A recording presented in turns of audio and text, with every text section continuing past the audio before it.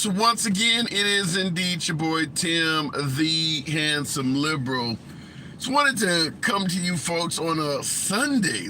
We don't normally do Sunday lives, but I'm watching the Sunday shows, and that's kind of what inspired me to come on here and talk to the folks.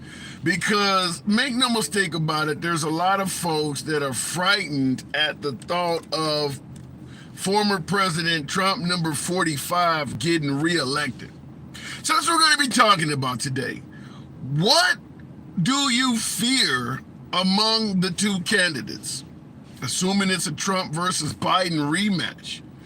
Let's say Trump does take the reins again, becomes our nation's 47th commander-in-chief. What's the big deal? What are you so concerned about if Trump becomes president again? Let's say it goes the other way. Let's say Biden gets reelected. What's the biggest concern of Biden becoming president once more? We see what America is like now. If America stayed the exact same way it is now for 4 more years, you think we wouldn't survive? If America remained the same way it was when Trump was president, will we not survive? What is the biggest concern if President Trump or President Biden wins re-election? That's what we're going to be talking about today on this rare Sunday afternoon live. Yeah, big dog. Appreciate that. Starting the program off right. Tap the screen. Get your boy on up to 5,000. You know what we do. Program is always will remain MAGA friendly in its entirety. MAGA are always my preferred guests. Nevertheless, liberals are welcome as well.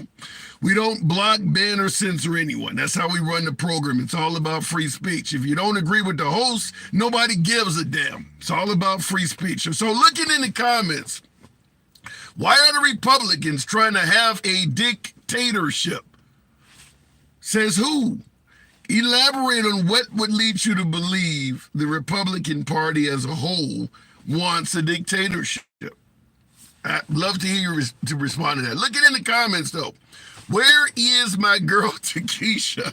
Takesha's a welcome guest on the program anytime. She may pop up. Why is MAGA your preferred guest? I make it clear, and I'll go straight to the box after I give you this spiel.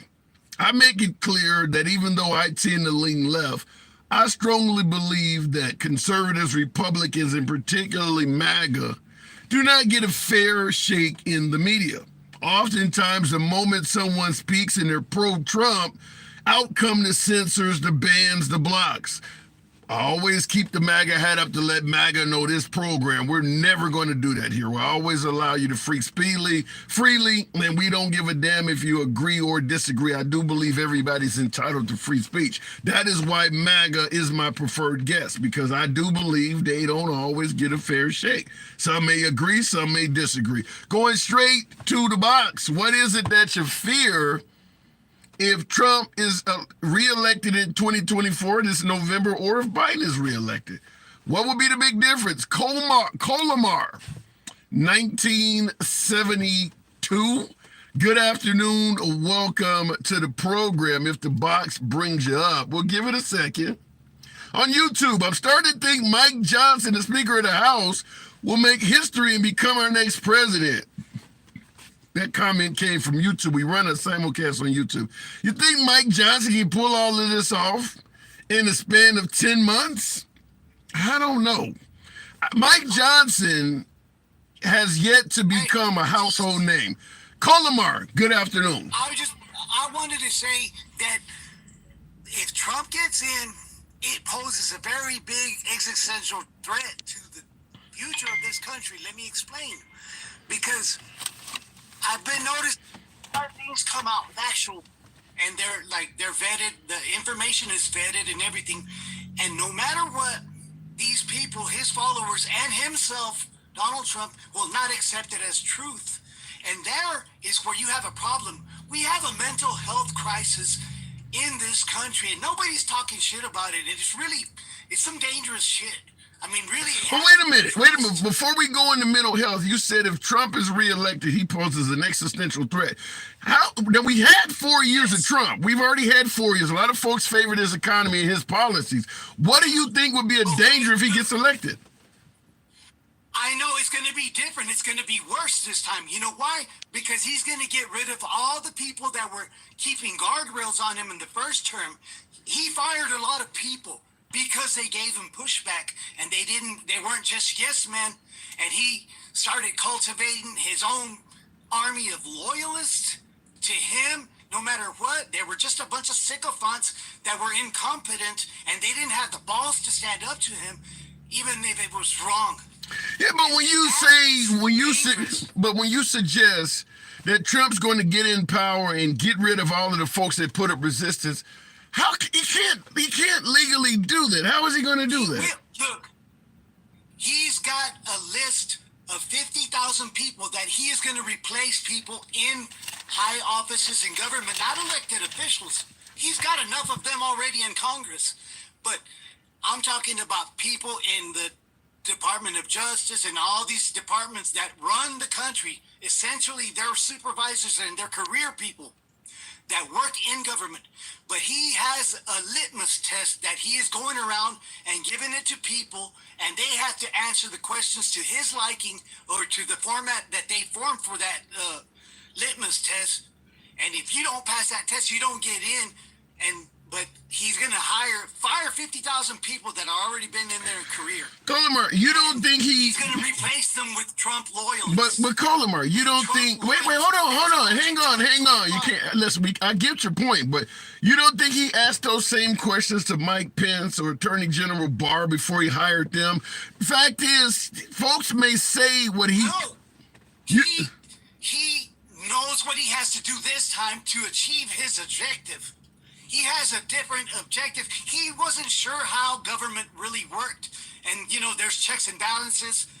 And he's trying to erase as many of the guardrails that are in place to make sure that he doesn't run away with power. And now he's going to put people in there if he wins, which he's not going to.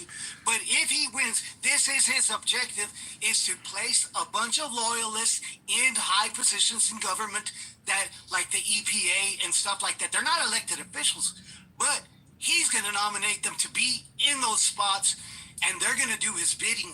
And every level. How do you respond to folks? Every decision. Okay, wait, Colamar, your answers are very long. I just want to ask you, how do you respond to people who would suggest what you're saying is fear-mongering? Well, I'm not fear-mongering. I've been listening to the Agenda 47 and Project 2025. That's in his webpage. He wants to put it in there. It's not like I'm hyperbolizing it. It's for real. It's in his mission statement of those things. Mission statement. How do you? Is there any quotes from Trump suggesting that Agenda 47 or any of this stuff that you say it's in his webpage? Is there any interviews where he admitted this? Campaign website. It's on his campaign website. Just go to DonaldTrump.com and it's there. Summarize what's on his website. Named after him. He wants to be the 47th president, and it's his agenda. Okay. That's how it was named. Okay, so you're saying Trump's agenda, if he gets reelected, on his website says, summarize it for me. What's on his website? Okay, basically is what's going to happen. He's already vetting people at this moment in case he gets in. There's already been people that are being processed through the application process. They're going through this application process, and those people that he finds suitable, and the main thing is that they have to be loyal to him, not to the United States or the Constitution, to him. Therein lies the problem. That's a dictator. And he even said he was going to be a dictator for a day. Take him at his word. The only time he really didn't lie. So you're saying on his webpage, you're saying on his webpage, it states he is vetting people that have to be loyal to him, and he's going to be a dictator. That's what's on his webpage, because that's what I asked you for. I'm paraphrasing. I mean, but the gist of it is that the loyalty to Donald Trump or whoever is the Republican nominee, but it was designed for him. Okay, so is it safe? So is it safe? Even if Nikki Haley wins, the Republican Party will employ that Project 2025. They want to turn this country into a crystal fascist nation. So is it safe to say you are outright afraid of a Republican presidency? Well, you should be too. That ain't what I'm asking. I'm asking you. Is it safe to say that you are afraid of a Republican presidency? Yes, I am. More now than ever. I've been a voter since I was 18 years old. I'm 51 years old. I've never seen anything like this. Wow. Never. And I know you've been around for a while too. You know this bullshit is not normal. Yeah. Come on, man. Let's just be realistic. Call it what it is. All right. Fair enough. I mean, you're acting like. I mean, this is a 5-alarm fire, and then everybody's just going along like it ain't nothing. Why is that? I'm going to have to move it on, but I want you to elaborate on something you just said. You said this is like a 5-alarm fire, but everybody is going along like it's normal. Why do you think that is? Because the Republican Party, in the long-term plan, they have dumbed down Americans. Through defunding of education, they have systematically screwed our schools up by wanting to privatize and take money out of our public school system. And our educational standards are shit. We don't have critical thinkers, and they fall for anything now. A lot of people, they don't have the intellectual acuity to have critical thought and think this might be a bad idea. You know, so they go along with anything Trump says. And now, even with the data right in front of their face, they're going to say it's bullshit. They're going to say fake news or y'all just made those numbers up. You know, how can you argue with somebody that is so lactose intolerant? All right, Colomar, appreciate you coming through. It's our first time talking? Yeah, this is our first time. I've checked you out before. Appreciate it. I got respect for you. I thought you were a MAGA because you had the hat before, but I sat there and I listened to you, and I figured out you weren't. Right. But, you know, I mean, I think this subject really deserves a lot more attention than it's getting. Because, I mean, yeah, we laugh at MAGA people because they're stupid, because they make some stupid claims. They always do that. 70, wait, you're not calling, surely you're not calling 74 million voters stupid. Yes, I am. I mean, not all of them are, because some of them are rich people. Some of them are rich people that actually benefit from the policies of the Republicans.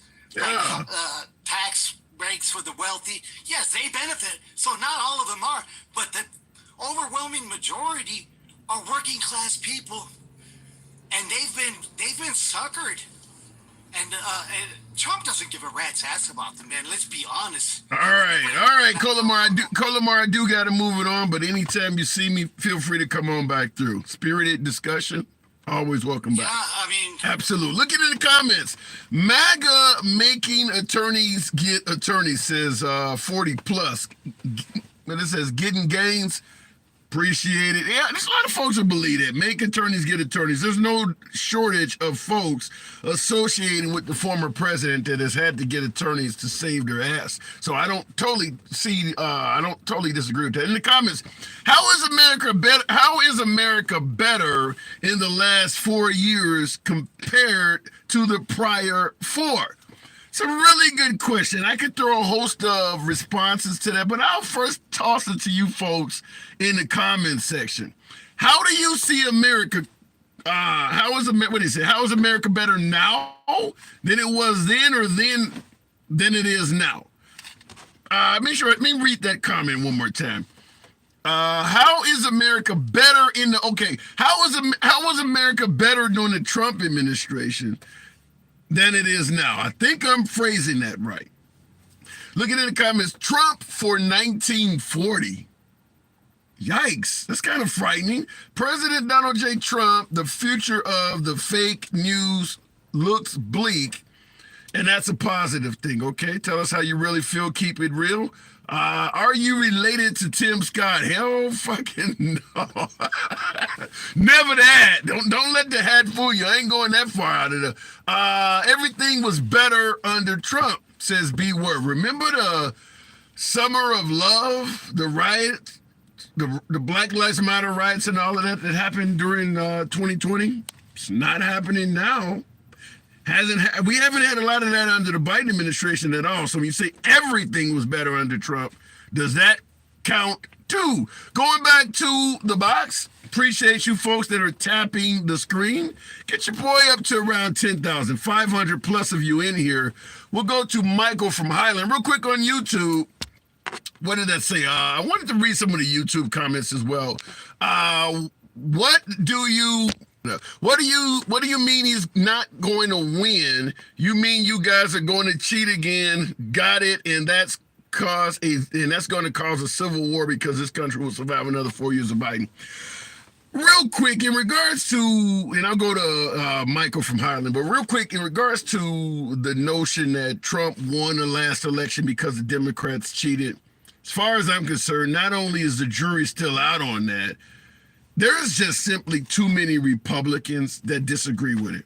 I may lean left on some things, but I'm willing to concede a point when I think I don't know what the hell I'm talking about, because I don't have all the answers and neither do you.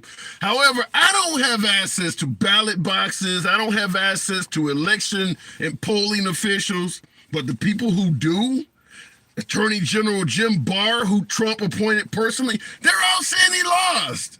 Trump's own VP is saying he lost. What the hell am I supposed to do? Tell all of the folks that actually have access to the information they don't know what the fuck they're talking about, and I do? A person that has access to nothing? President Trump himself does not have access to all the complaints he was voicing. The top cop, Attorney General Barr, does. He had the entire federal government under his control that could actually issue subpoenas and find out what they needed to know.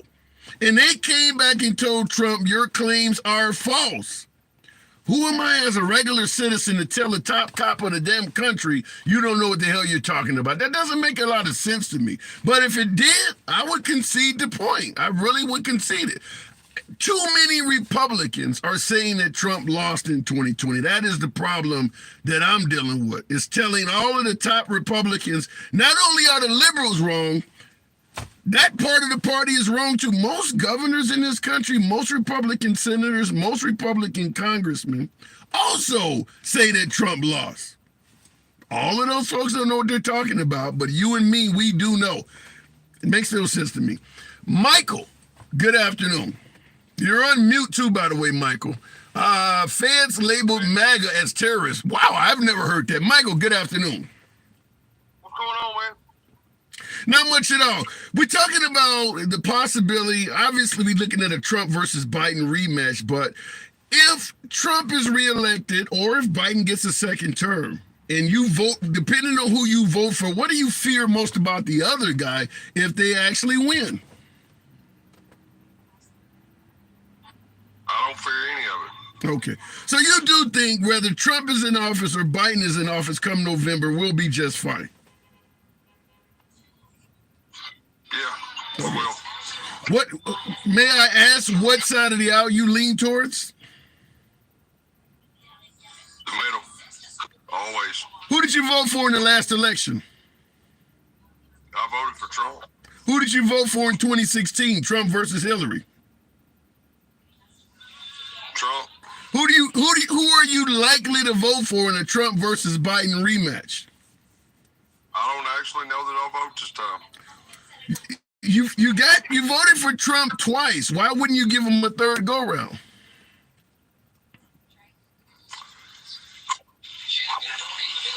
It's pointless. What do you mean? Elaborate. What do you mean by pointless? It's pointless. Why are you? Written. Say that again. It's written. What's written? It's written. You're giving me one-word answers. I'm trying to get some detail as to what you're saying. What is written? You can't just say it's written. What is written? It is. I mean, it is written. What it? I'm telling you. Define what you said. It is written. Define what is. Not to quote Bill Clinton, but define what is. The last Trump. So you're saying Trump is written? Sure is. Written by who? You'll find it somewhere. Okay. Appreciate you coming on, man. All right, got to move it on. I don't know where we're going with that, so I had to move the program on. I mean, listen, folks, when you come through the box, you can tear me a new one. Just be prepared to do it, but I can't work with no material, and that was a perfect example of it. If the gentleman has more to say, he's always welcome back, but I can't work with it's written. I don't know what that means. All right, looking in the comments. He's scared to say because he's going to vote for Biden. Well, it doesn't matter whether you're going to vote for Biden or Trump. What do we say on the program? We don't block, ban, or censor anyone. If you think who I may suggest you should vote for or some policy you should favor is a piece of shit, feel free to come in the box and state it. I may challenge you, but I'm never going to censor, limit, or block you because we have a difference of opinion. It's a country where free speech is the first damn amendment on the Bill of Rights. So I do believe people should be able to speak. Looking in the comments, they are embarrassed to admit they vote for Trump. Well, you kind of said the exact opposite of what the last caller stated. Why would someone be embarrassed or ashamed that they're going to vote for Trump? I'd be curious to know why some of you folks feel like anybody would be embarrassed saying they vote for Trump. There are legitimate reasons to vote for Trump and legitimate reasons to vote for Biden. Depends on what your principles are and what you stand, what you believe in terms of issues. I can easily pop off legitimate reasons to vote for either one. Looking in the comments on YouTube, how's your 401k under Biden?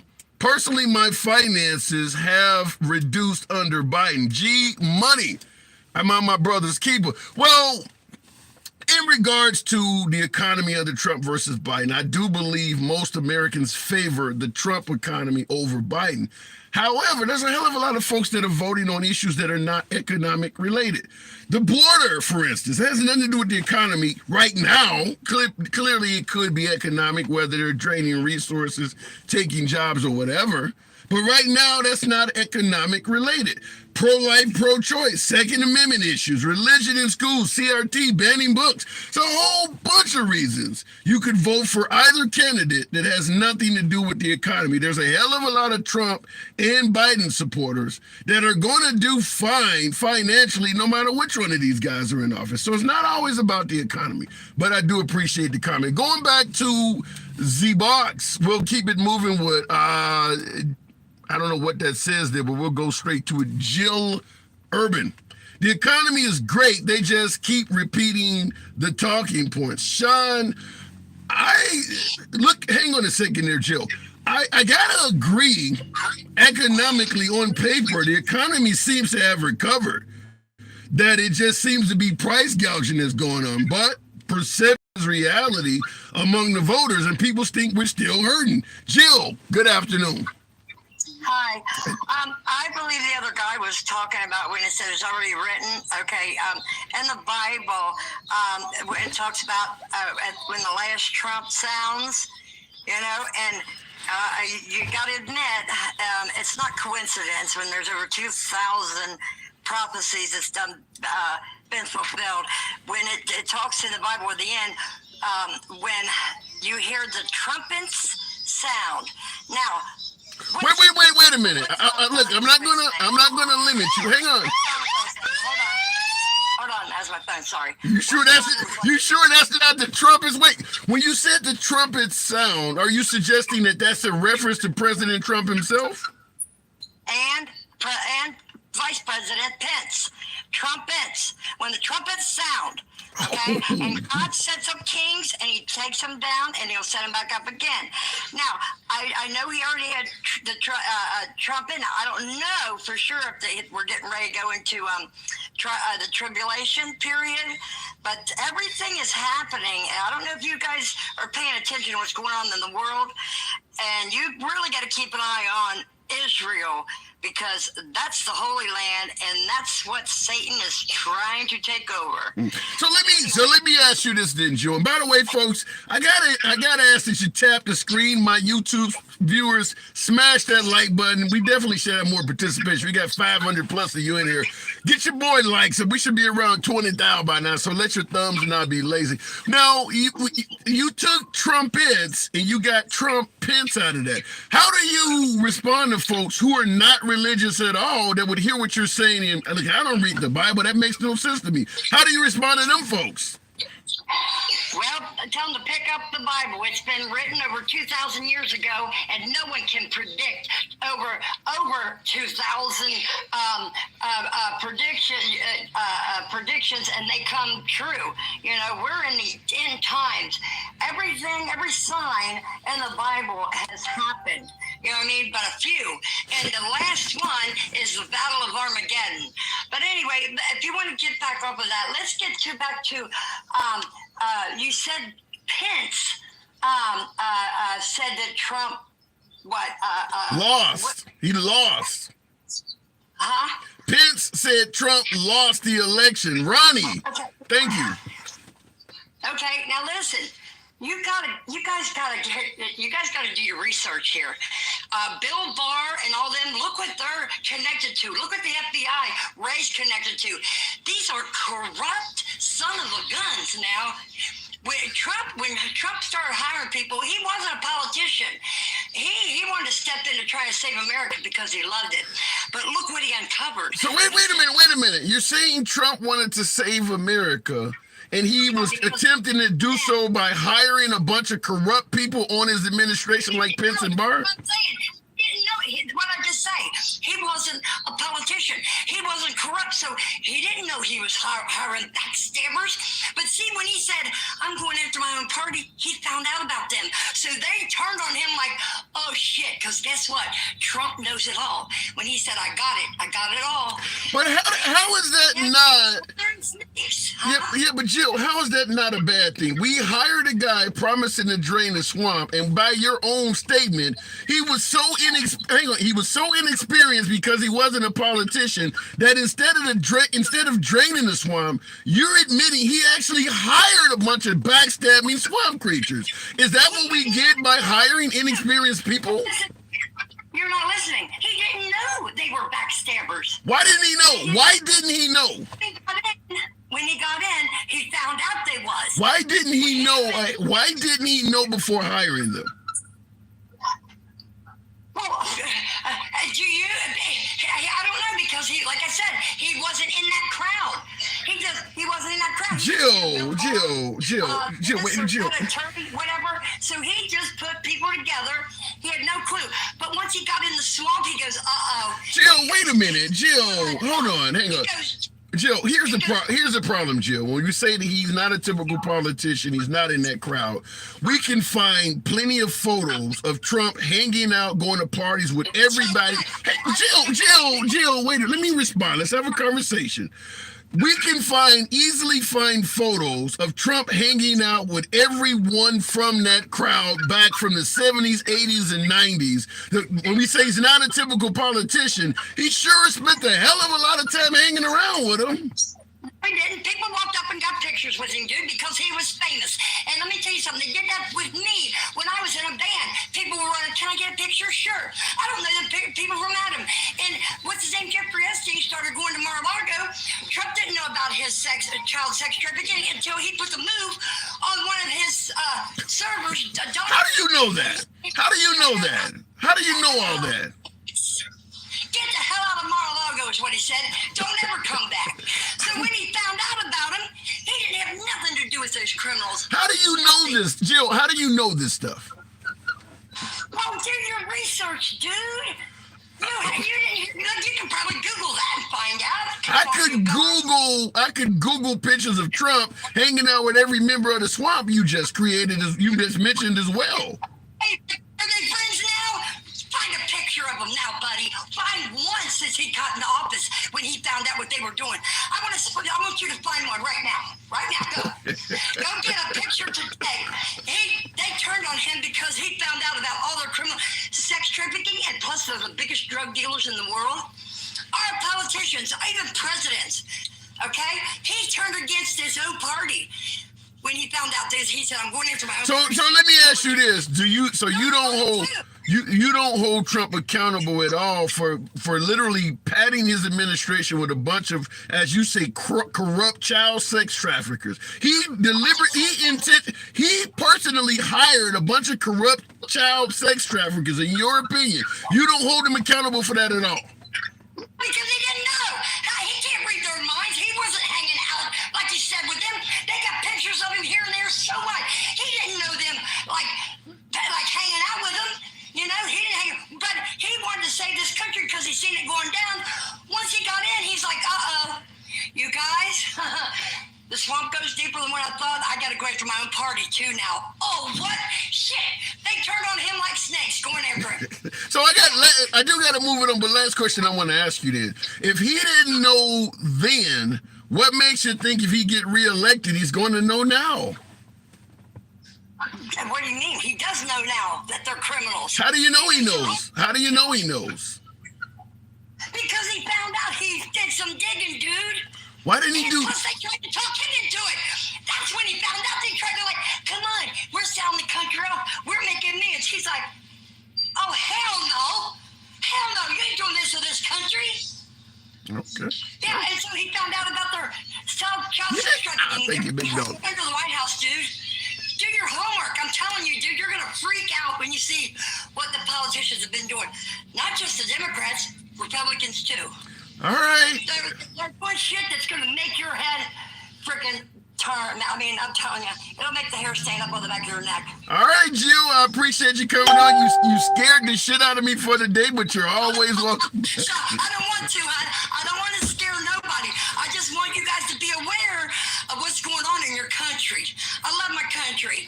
And I see all hell broke loose when Biden got in. And I seen videos where they were stealing it. Where this guy took a Dominion thing right in front of this court, and he goes, "Watch what I do with this machine."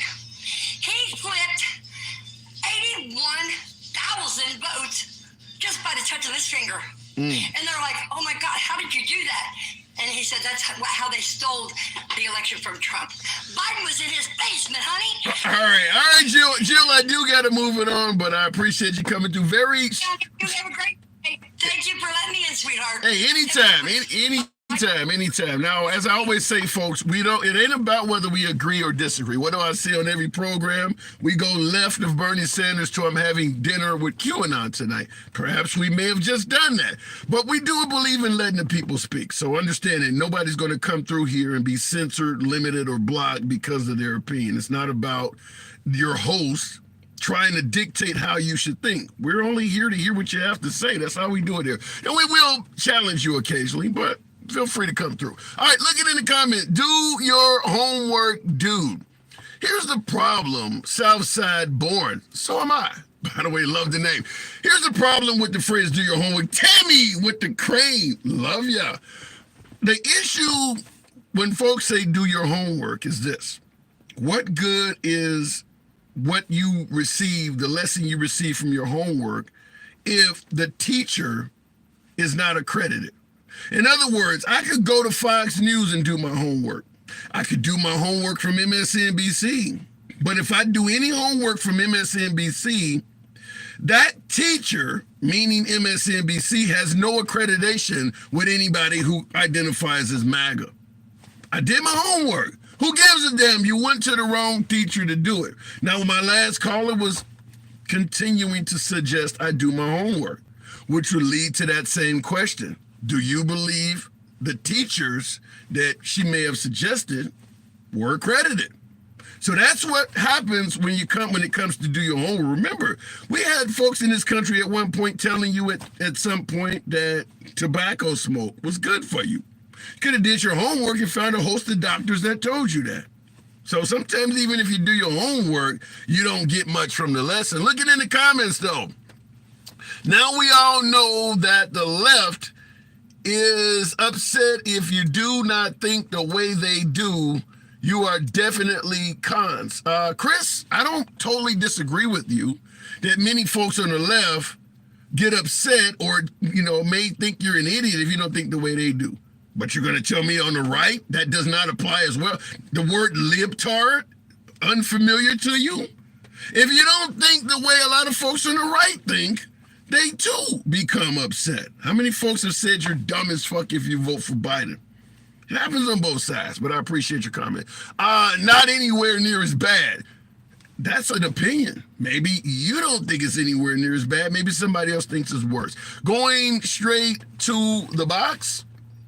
If the box comes up, the device, I'm actually getting register to vote promotions coming across TikTok. I don't know why, but let's keep it going with Lance.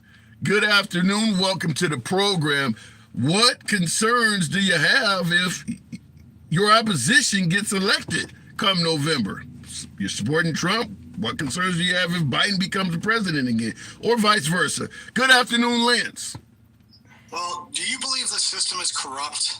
Just curious. As an African American, no, it's been fair the whole time. Of course, I think it's corrupt. Yeah. Now, do you believe that system is corrupt and that whole system goes against a certain person? Wouldn't you say that person's bucking the system? Well, I believe the system is corrupt. Where you lost me is you started adding that it's going against a certain person. That is where I have the issue. I don't see where the whole system is using its corruption to go against Trump. That's where you and I disagree. Go ahead. Okay. Well, that system is they use lawfare. That's what they're using to go after a certain person.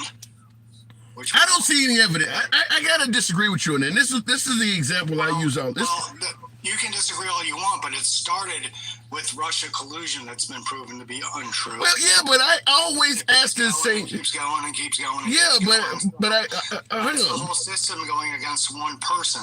Well, okay. but here's wait, hold on. Hold on.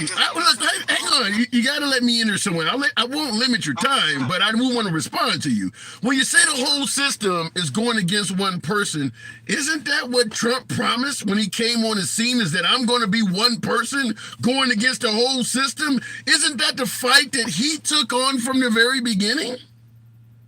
Absolutely. Okay, then. That's what we want, isn't it? Okay, then don't challenge a person to a fight. Don't we want that corrupt system destroyed?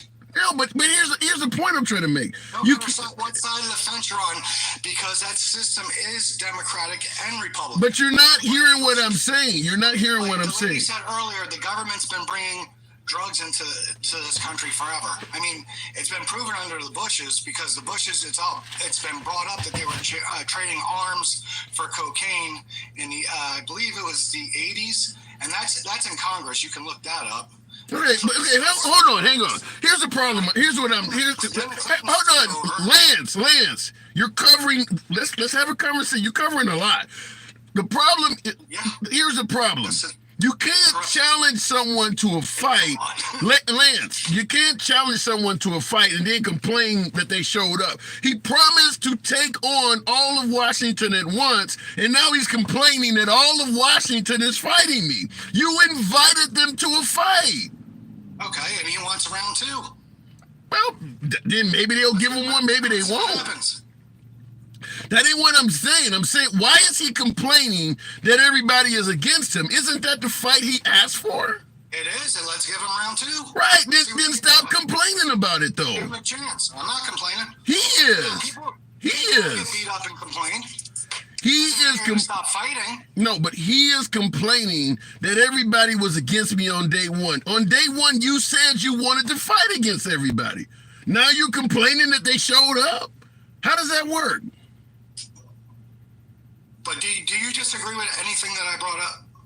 I don't agree. Yeah, I don't agree that the whole system is after Trump. I believe that Trump actually has done things that are worthy of investigating him for. Well, I brought up other things that should have been investigated. They were brought up in Congress, but nobody ever got in trouble for them. Okay, meaning All the what? stuff that was brought, all the drugs that are being brought in this country by our government, Yeah, which it's been talked about in Congress. I don't disagree with that. I agree with that. I agree with that.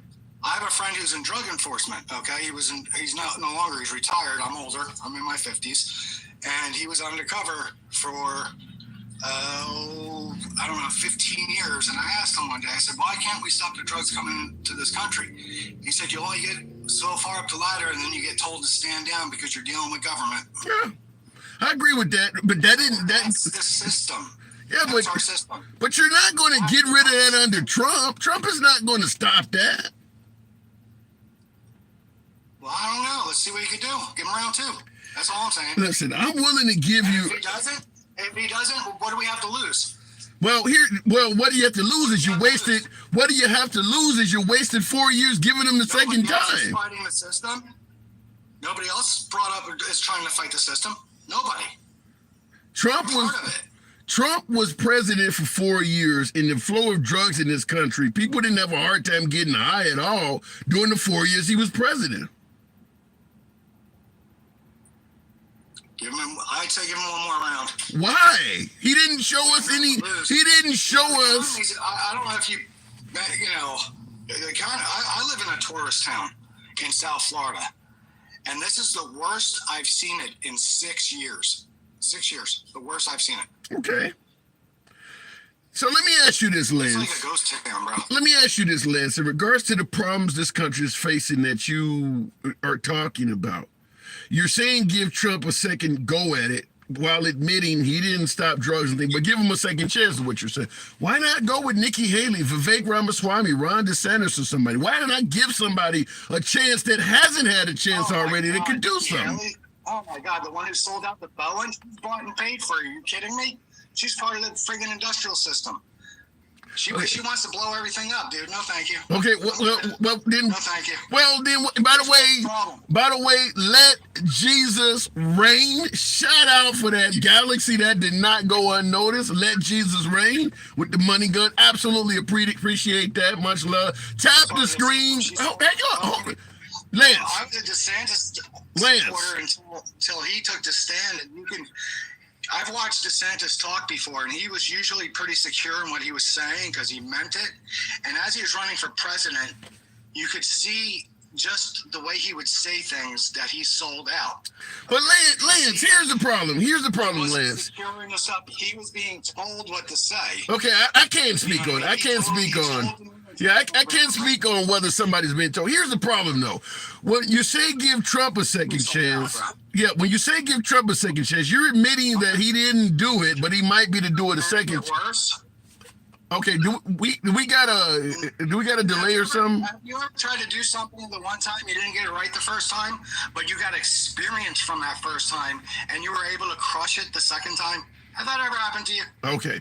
All right, yeah. I'm going to respond to you on the side because I think we got a delay or something, but you're always welcome back, Lance. But in regards to his point about giving Trump a second chance, hey, if you believe the man deserves a second chance, so be it. But I mentioned Ron DeSantis, Vivek Ramaswamy, Nikki Haley, and a host of other Republican candidates that have not even had their first chance, and he was quick to shoot them all down, like a lot of folks do, okay? Fine, if you don't think any of them could get the job done, that's fine, you shoot them down, but give it to a guy who was already in power and failed at doing it.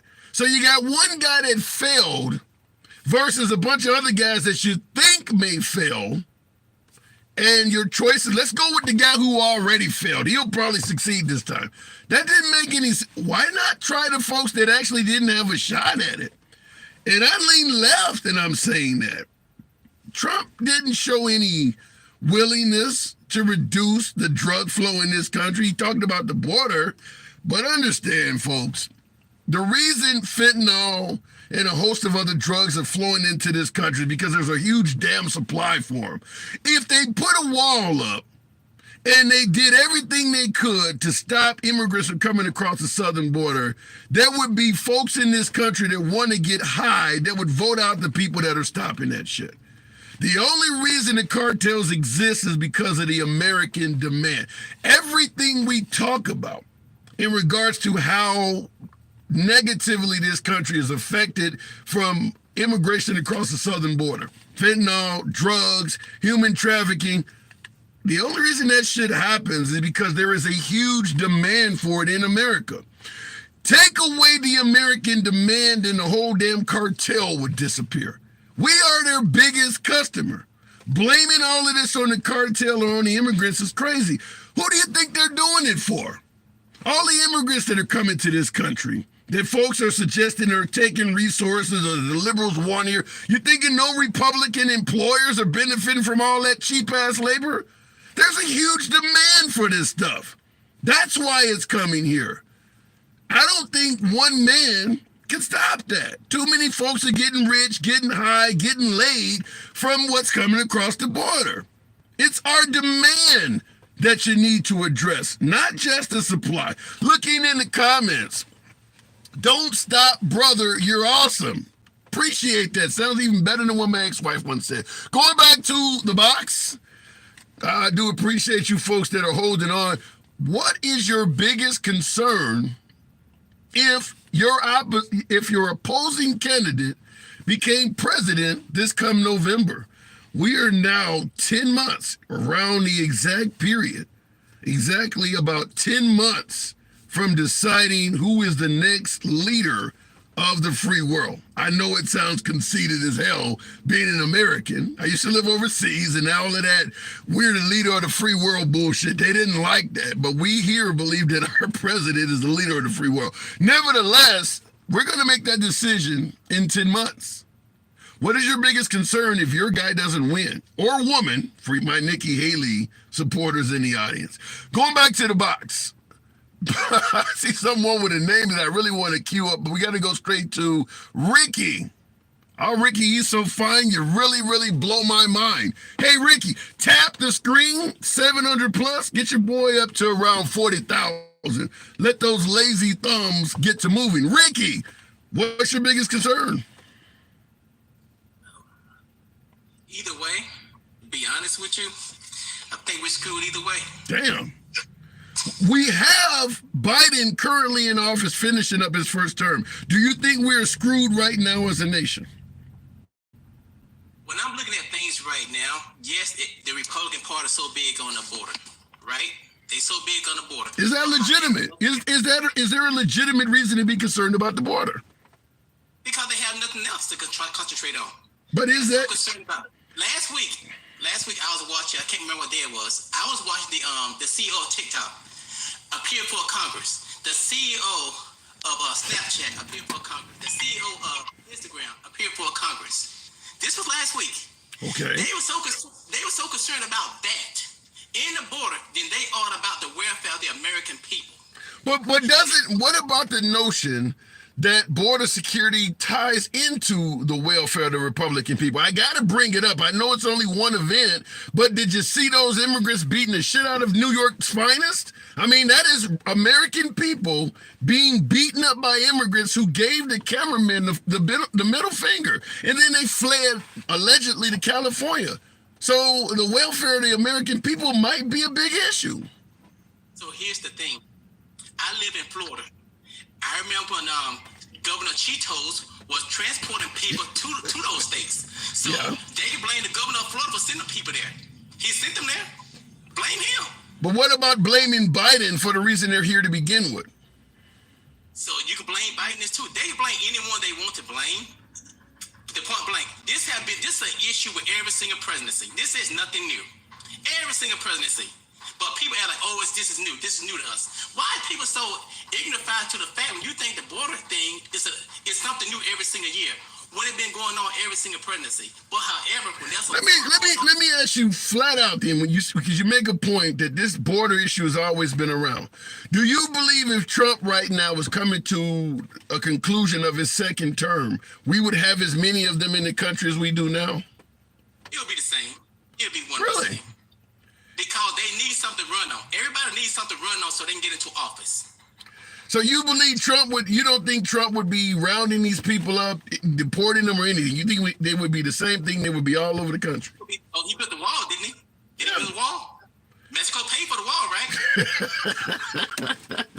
Well, let's be clear. Let's be clear on the wall. Let's be clear on the wall. Trump's desire to have a wall was a genuine effort. It was shot down by a lot of folks that was out of his control, but he did want the wall.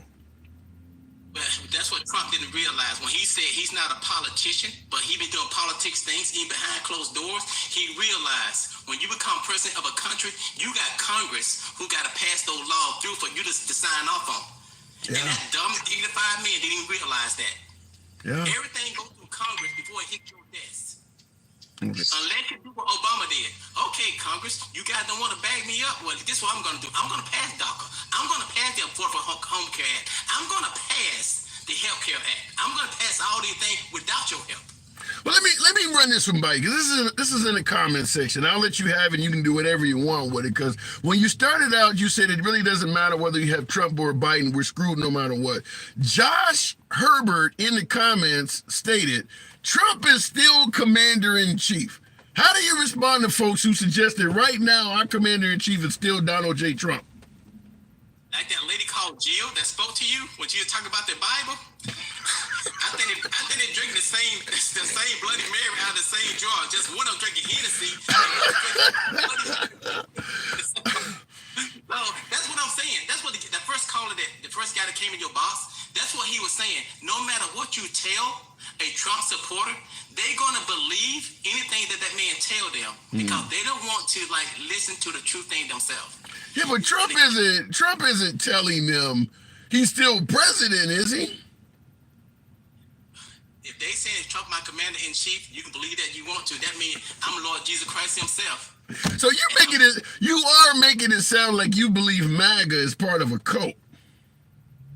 Dude, they are part of a cult. They are. I mean, I'm going to say it this way. When people talk about the border, really and truly, Ukrainian, they coming over here, right? Because the war has been going on in Ukraine for almost 2 years now. They come over here, but people don't talk about them, how they getting pushed up ahead of the line before everybody else that's been here. But people do not talk about what's going on in Gaza, how they're not talking about the Palestinians because they're Muslim. But the Israel, they're bringing them over here, and they're being pushed in front of the line for everybody else. Let me respond. I get your point, and we definitely don't discuss the Ukrainian immigrants anywhere near like we do the southern border. But I gotta push back by saying this: if it was only what if we brought them maybe 10,000 Ukrainians? If you only had that few amount of folks coming across the southern border, this wouldn't be a big issue either. It's millions of people compared to 10,000 Ukrainians. It's not even in the same universe in terms of numbers. You know what they're saying? Well, these people look at their country, they're like, you know what? If America's bringing all these other people in from other countries, we should go too. Let's march over there and go.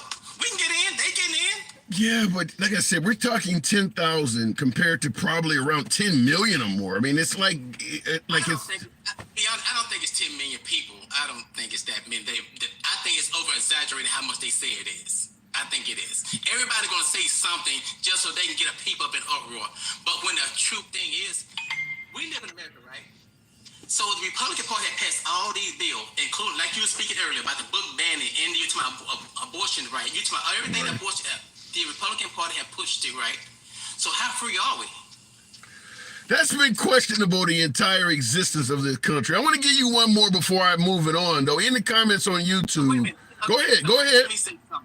Sure. So Miguel, you say I sound misinformed. Well, let me inform you this right here. I am an ex-police officer. I have more knowledge of the law of what's going on in this country than you have, Mr. Miguel. So until you get your facts straight and realize that the Muslim community is not your enemy, then you're going to realize the people that's right in front of you are your enemy. And just because you think your name Miguel, they look at your name, you're one of them. You're not one of them. It's a good point. It's a good point. That name I know the name can mean a lot when you're applying for a job and things like that. Real quick on YouTube, though, someone said the one thing you will have with Biden is war. And a lot of our young people, including sons and daughters, are going to die, and it's not necessary. How do you respond to folks that say that if you let Biden stay in there versus Trump, the unrest globally is going to get out of control, whereas under Trump, they point out we didn't have a lot of this. Does that make you potentially favor Trump? Trump just said he gonna put tariffs on whatever he said on China, right? Yeah, he did that before. China has the world's largest army. So right now we got Ukraine, we got what's going on in Israel, we got what's going on in Iran, Iraq. If Trump get into office, America not big enough to fight everybody. We can't fight every single country in every single battle. We're not. We would lose. But we're fighting more people under Biden. Just a couple of days ago, or better yet, yesterday, we're bombing Houthis. Now we're in Yemen. We're in Syria. We obviously are defending Israel. We obviously have a proxy war with Russia via the Ukraine. We're fighting a lot of people right now under the Biden administration. And what did Trump say about the Muslim people, the Muslim countries? He wanted a total and complete ban. Exactly. So we can't. America's not big enough to fight everybody. We're not. So if all the other countries decide, you know what, we're gonna go against America, we're gonna band with you, and we're gonna stick together. We're gonna show them what we are. Say we're over here in the Middle East. We over here in Europe. We're gonna show America they're not the superpower they think they are. So you can't assume that we're a powerhouse. You can't assume that. We've always done that, though. We've always assumed. We depend on other countries. So then. We depend on. So then, Ricky, before I let you go, last question I want to ask you then. Comparing Biden to Trump, which leader do you believe America has more agitated enemies under? Under Trump or under Biden, which leader is likely to have more countries uprising against the United States?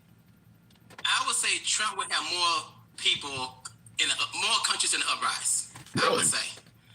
But Biden is not making any improvement either. But I would say we would definitely go with probably in cahoots. We would definitely have more countries at odds with us with Trump in office. Interesting point. I don't know if I seen the aggression under Trump. I mean, we're like I just stated, within the last 48 hours, we've dealt with 3 new countries, whether it's the Houthis, the Syrians. Now we're over in Yemen. I mean, we got. You had the 3 service personnel taken out earlier this week or last week. I mean, we're dealing with a lot more military conflict, seem like under Biden. Exactly. And that's why when Trump said about what he said about the Muslim countries, putting a complete ban on, we got troops over there in those countries. We do. We got American citizens over there. Yeah. They're not going to take it lightly. They're not. How are we going to protect them? Yeah. Yeah, Well, he did get shot. It was shot down by the Supreme Court. His total and complete Muslim ban didn't go anywhere. The Supreme Court ended it pretty quick. Yeah, they did. Yes, they did end it. But my thing is, I don't think that we're going to be good either way. I don't think so. Wow. That's sad. Hopefully, then Nikki Haley it is. Nikki Haley is actually, which a lot of people don't know, she was born in South Carolina, but she's also India. Yeah, 100% Indian. They're using her real name. I think people do know. They're using her real name now. Oh, they finally woke up and realized, wait a minute, she's not completely white like she said she is.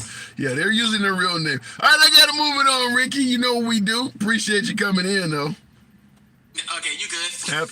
Absolutely. You too. All right, looking in the comments. Trump works for Russia. You got to back that up with something. You can't just, because folks will say Biden works for China. You got to back that up for something. Or his son, Hunter Biden, works for the Ukraine. I hear you, but you got to back it up with something. Hey, everybody, Tiffany is married to a Palestinian. I saw that in the comments. Tiffany, congratulations. But I see somebody obviously is not happy with her saying that. Lauren says, hey, everybody, Tiffany is married to a Palestinian, so she knows we're in for wars. Then consider her educated. Looking in the comments, Trump is not going to, damn, I wanted to read that. Trump is not going to be who you think he is, says Eric. Elaborate, then who is Trump going to be? Is he going to be the guy that rescues the economy, perhaps causes the price of fuel to drop a few cents per gallon? By the way, gas prices now are not that bad. I just put E85, that hybrid shit in the vehicle. It was $1.81 per gallon.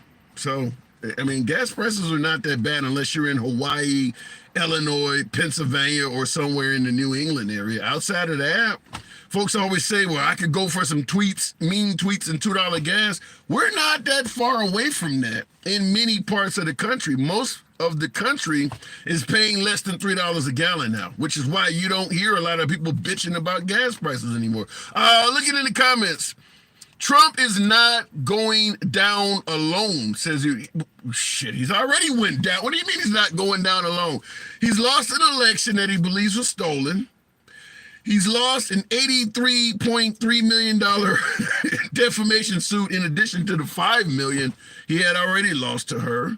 Capitol Police now have the right to sue him civilly, which is probably going to be double-digit millions as well. They've raided his home. He's up on 91 charges and I mean, what do you mean he's not going down alone? I mean, how closer can you get to the ground than he is now? I mean, if he was going to snitch or spill the beans because he thought he was being mistreated, he's past that time where he should be doing it. I mean, he is losing in court. His only victories are being able to delay something. Maybe when it comes to, what is the woman, Fannie Willis, what is the woman down in Georgia that apparently had a sexual relationship or some involvement with her, I mean, if you can maybe get her taken off the case or delay it, I mean, all his victories are hovering around delays. He's not actually winning any of this stuff. The goal is to delay, become president, and then have all this stuff tossed out. But in terms of getting actual acquittals or not guilty verdicts, he's not winning in any of this. I don't get where folks are saying he's winning. Fannie is the beginning of the dominoes, says Tim. I can't pronounce the name, but I don't believe Fannie Willis is the beginning of the dominoes, as you suggest. If Fannie is guilty of anything, take her off the case, investigate her as needed, just put somebody else on the case. Fannie being corrupt doesn't translate automatically into Trump being innocent. It's possible they could both be wrong. You could commit a crime and be pursued by a corrupt prosecutor. That doesn't mean you didn't commit the crime. I'm not saying Trump did or didn't, but Fannie's involvement with her DA or prosecutor, whoever the hell she's involved with, that doesn't mean Trump is innocent. Folks are suggesting that whether she's corrupt, that means, no, it doesn't. It doesn't mean any of that. And I don't believe any court is going to back that up. Understand, before I go back to the box, that a lot of things that Trump is requesting, even though the Supreme Court or other courts may want to favor with Trump, they may ultimately not do it because of the precedent it sets, such as Trump stating that, well, certain judges can't oversee me because they're liberal. If you give Trump the benefit of the doubt that a liberal judge is going to rule against him all the damn time, that would set a precedent for any liberal that's charged with a crime in the future to speak out against a judge that was Republican. I don't think any court in America wants to set that precedent. And I do believe that Trump is pushing these areas where the courts are like, we want to help this guy out, but shit, if we do that, we open a Pandora's box of folks doing this stuff in the future. So they have to rule against him. Same thing with the election. Mike Pence being told he shouldn't have certified the election. If you let Mike Pence get away with that, what's stopping the next commander-in-chief or the next loser in an election, say it's stolen, and demand that it not be certified? Because at the time, it wasn't really being done on any evidence. It was being done on the claims by President Trump. If your own attorney general has come back and told you, talking about Trump, told you, Mr. President, that your claims are unfounded, how are you going to get the courts to back you up when your own right-hand man is saying your claims are unfounded? What are the courts supposed to do with that?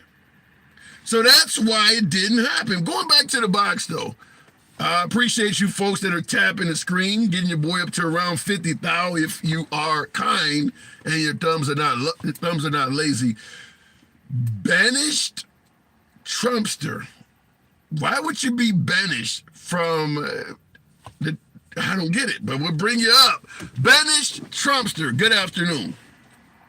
How you doing? I'm doing good. How did you get banished? my account got banned, and I had to make a new one.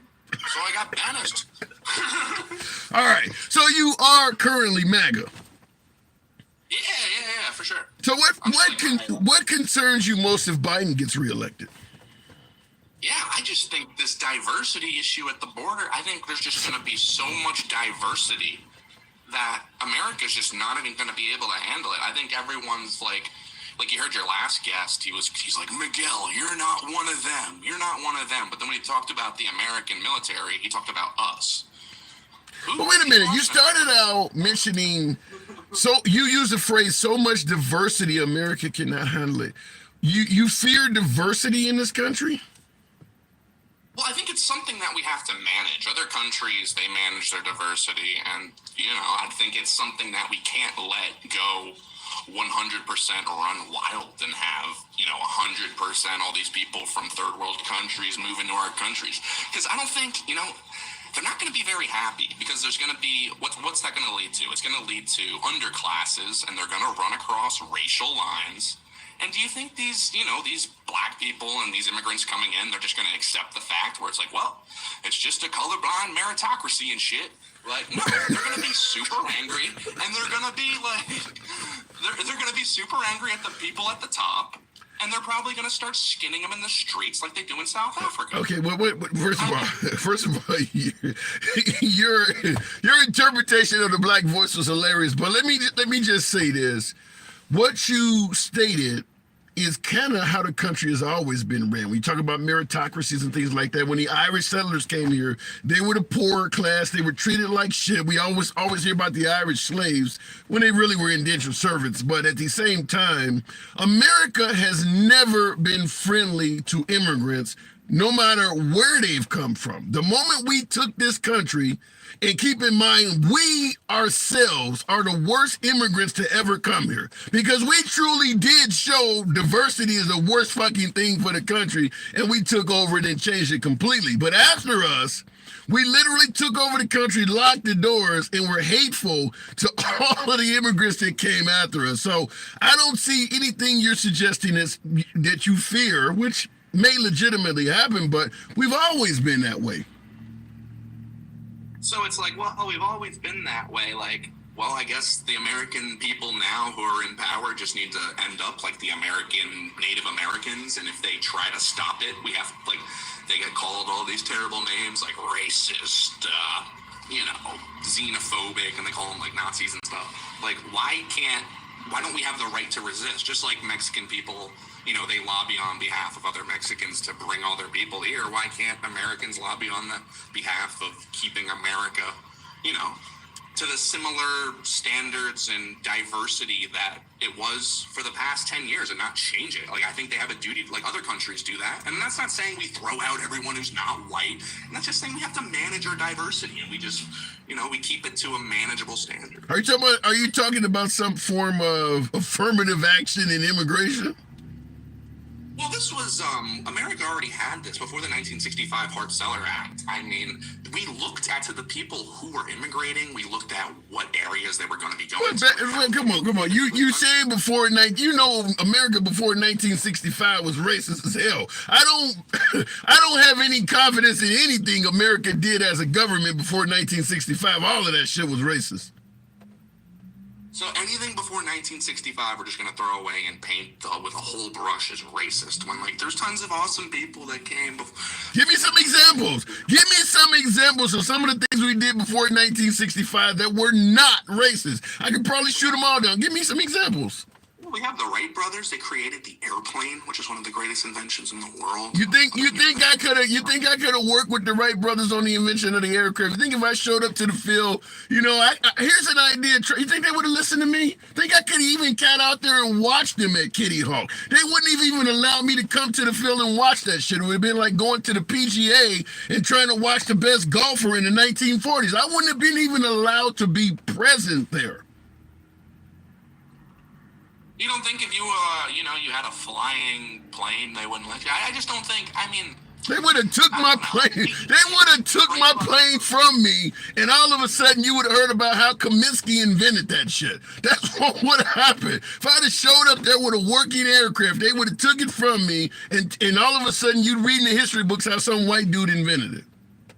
Damn. So, I mean, if that's what you think, I mean... That's what happened. That's exactly what happened, but go ahead. Well, if you have such animosity towards, like, the greatest people in our nation's founders, the great inventors of our nation, the American stock, like, why, like, I don't see why it would be wrong then to look at other people like you from other places and say, well, maybe we shouldn't bring them in because they have animosity towards the American population, the American great idols, the revolutionaries. Like, why well, let me such animosity? Let me, because you're using the term animosity. Let me just simply say this: reciting what actually happened in history doesn't make me have animosity towards folks from that era. I'm just telling you what they did. That don't mean I got animosity. If I tell you George Washington was pro-slavery, that don't mean I hate the guy. Yeah, but you're painting everything with like such a wide brush, like you said, like anything before 1960. Not only, but think about it. You're right. I painted it with a wide brush, which should have gave you a wide opening to kick my ass. I told you, if I'm painting it with such a wide brush, I invited you. Then name something before that era that wasn't racist, and you clearly had a hard time doing it. Well, I think it's kind of unfair. You would like I pointed to the airplane, and you're like, well, jet propulsion and aerodynamics is now racism, I guess. Like, it's like if two black people could have got together and built the airplane. I mean, I don't know. Like, if everything's racist to you, is going to the moon racist too? I don't know. Have you seen the movie? Have you seen the movie Hidden Figures? Yeah, going to the moon. Look, I'm just going to tell you, I know it sounds bad. I know a lot of folks from the right do not like hearing racial arguments. I get it. But yeah, going to the moon was racist too. I hate to tell you that, but even that has racial overtones. No matter what we were involved in, you mentioned the aircraft. I'm sure you heard of the Tuskegee Airmen. There's no part of this stuff that didn't have active racism in it. There's no way for me to concede or be nice about it. It happened. That don't mean I got animosity, but it was in every facet of our life. Every facet? I don't know. I think. Give me some examples. My statement is so general, as you pointed out, so broad. I'm inviting you to give me an example that shows I'm wrong. With this big of a door open, you should be able to walk right through and give me an example. Give me an example. Before 1965, give me an example. Yeah, so if a black guy got a heart transplant in the hospital, is that racism? If I can't go to that damn hospital because they don't serve black people, yeah, it is. Yeah, was that happening? You're telling me before 1965, you don't think they had any white-only hospitals? I mean, before in 1965, I don't know, but sure, you could probably point to a date that happened. But to say that everything's racist ever is the automobile racist too? Yeah, that's another one. Why do you think black people like Cadillac so much? Because Cadillac was about to go under in the early 1920s, and one of their salesmen decided we could actually sell to black people, stop denying them the right to buy cars. And from that point on, blacks have always liked Cadillacs. That's a true story, by the way. Keep going. So that doesn't mean the automobile was racist. That means there was... If you don't sell the car to me, then the whole damn automobile company is racist. If I can't buy Chevys, then Chevrolet is a racist company. You don't agree with that? Maybe a racist company, but the automobile's not racist. Well, no, an inanimate object can't be racist. I agree with that. But I'm just showing you how broad this stuff was. I'm just telling you that, how the historic tales of all of this stuff, that I gave you a huge window to go through, and everywhere you go, I can give you legitimate points in history to show, yeah, that has racial overtones to it. I mean, is it racist to have a black-only hospital? Yeah, if a white person gets injured in front of that hospital and they can't go in there where they're having a medical emergency, yeah, that's racist as hell. Yeah, you want that? No, I don't want that. Right, but we had that. We have black-only Christmas parties now, where they're like, down the hall is the white Christmas party. I mean, You started out with you went from a hospital to a Christmas party. It's different. a Christmas party is a private event. I mean, no, it wasn't private. It was by the city of the mayor of Boston and the other ones. All right, and there's private hospitals and there's not private mayors. So actually, my claim makes has more credence. I think if someone wants to have a private hospital, I think it would be insane to say they only allow black people. But it's like, who's the government to say you need to that's like saying bake the gay people a cake. I think society should just even itself out and be like, well, there's a black only hospital, no one's gonna work there, no one's gonna go there, who's gonna facilitate and fund this place, no one's gonna fund it. I mean, and it just wouldn't work. I don't think we need legislation to say that's wrong, that's immoral. So you do believe if you're a business, you should be able to discriminate, segregation should be okay if the private sector wants that. Well, you're already seeing it now with... That ain't what I'm asking you. I'm asking you, do you support that? Do I support that? Well, it's always been that way. That ain't what I'm asking you what you think. Even though, look, there was a time we could say slavery always happened in this country. That don't mean everybody supported it. I'm asking you, even if you think it's always been that way, do you support the private sector being able to segregate and discriminate? Well, as long as it's truly 100% private, if you're getting government money, you shouldn't be allowed to do that. Boeing should not be allowed to discriminate against white people. IBM, they're a federal contractor. They should not be allowed to discriminate against the white people. Verizon Wireless, stuff like that. But if you're mama and papa's bake shop and, you don't want to hire a black... it's weird. It's wrong. Should we throw them in jail? I don't know. It seems kind of weird. So if I decided I don't want to... Let's say I own an apartment complex... I'm not trying to go down the road of Trump, who actually lost a lawsuit for doing this, but if I have an apartment complex and I don't want to rent to white people, you're saying I should be allowed to do that? Yeah, I mean, there's probably landlords right now that they're like, I'm not going to use my property for black people. I'd imagine that's a thing right now. Yeah. That's exactly how redlining starts, is that everybody in the neighborhood signs a pact that agrees we're not going to rent to these type of people. And if we sell our house, we're not going to sell it to anybody like that as well. That's how you shave off an entire neighborhood doing exactly what you just talked about. That's literally what happened in history. And that's where the housing authority in subdivisions came from, is that they all signed into a private agreement, as you were a fan of, that said you can't have any of these people living here, you can't sell your house to these type of people, and it guaranteed the neighborhood stayed a certain type of way. Well, then again, that came into the banking, which is federally funded. I'm not for redlining. I'm not for these giant... You just said you are. You just said you are. No, I said mom and pop bake shops. I said when you're getting federal money, if you're one of these top institutions like Rocket Mortgage, they're now giving loans to Jewish people at a different interest rate than Americans, and it's I think that's wrong too. But you just stated that you're okay for businesses not to deal with certain types of people. You're okay for landlords not to deal with certain... You realize you could have an all-white or an all-black neighborhood allowing people to do that. Nobody in this neighborhood will rent to blacks or whites. Nobody in this neighborhood will do any business with blacks or whites. Most businesses in residences in any neighborhood are private. You could literally kick an entire group of people out of your neighborhood doing that. That's redlining. That is literally the definition of redlining.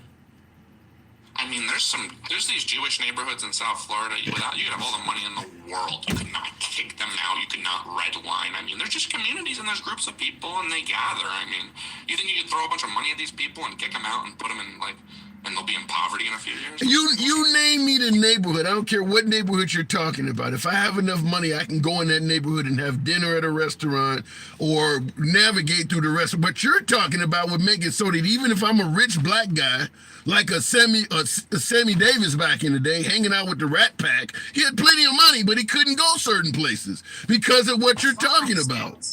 My stance is the government shouldn't enforce it, and in society you wouldn't see that. What groups and what major financial institutions are going to be backing that? That's my point. My point is we need to go back. Like, I'm not coming up here and saying we need to go back to segregation. My stance is that if the American government's going to force diversity on us, I think we should just let it go naturally. And they're not going to see funding for these whites-only hospital or whites-only school. That's not going to happen. I mean, but the fact that this diversity is forced so hard, and you see, well, now 50% of the pilots need to be black, or 50% of the graduating doctors need to be black. You got me stepping on these planes and checking the cockpit and saying, well, if there's a black pilot in there, I'm going to be freaking scared. Because, if you're giving these jobs not based off meritocracy, this is a real concern, right? I do got to move it on, but I'm just simply saying, before government intervened and forced diversity, the people were doing exactly the opposite of what you're saying they would do. They were redlining, even to the point where black money was no good. The Cadillac story I gave you, for instance, that happened for real, where black people had the money to buy a Cadillac, but had to find a white person to give it to go out and buy the damn car, because Cadillac didn't want to sell to black people. So the idea of, well, ain't nobody going to turn down money, during those eras, they would turn down black money. I don't care how much money you had. I don't do business with black people. What do you think is going to happen to white people in 50 years when they're 25% of the population, they ship in 100 million immigrants, and they're so freaking angry at these racial lines that are created based off class, based off of certain, just things they have access to. Because who thinks we're going to ship 100 people here from South Africa or Libya, and they're gonna, they're not gonna be at the country clubs, they're not gonna have the brand new iPhone 15, and you think they're just gonna be like, well, that's just the way it is? No, they're gonna start burning these people alive. I gotta move on, Brandon. All right, I'll respond to it on the other side, but you're always welcome back to the program. Anytime. You and I have a spirited conversation every time you come on. We don't always agree. Thanks for having me on. Hey, anytime. Anytime. Hilarious. Right. All right, in regards to what he was suggesting, that if whites become outnumbered, these other groups are going to do it, that's replacement theory. That really is replacement theory. A lot of folks fear that if whites become the minority, white people are going to be subject to awful treatment. Is that true?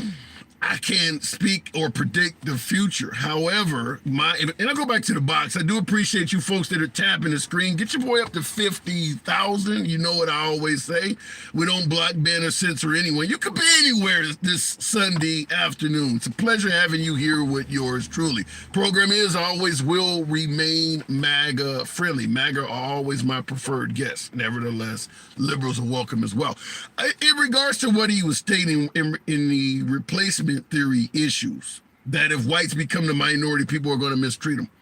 Like I stated, I can't predict the future. That could possibly happen. We know the history of America. Whites were not kind to other groups of people. Would there be folks looking to take revenge? Possibly. It certainly has happened in South Africa.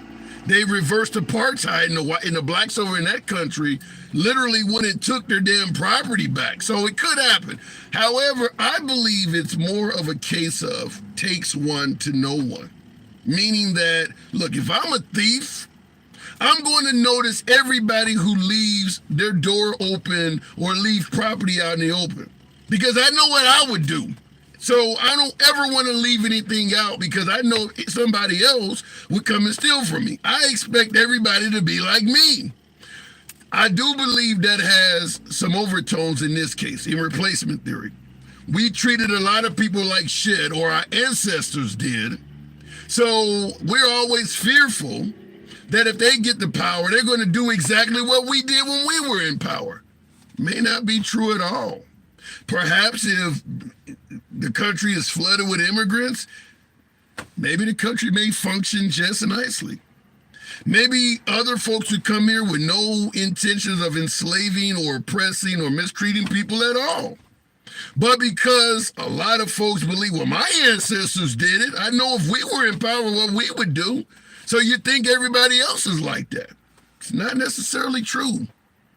Maybe, maybe not. Just want to give you my take on it. Looking in the comments, we weren't as uncivilized as the colonizers. We were not as uncivilized as the colonizers.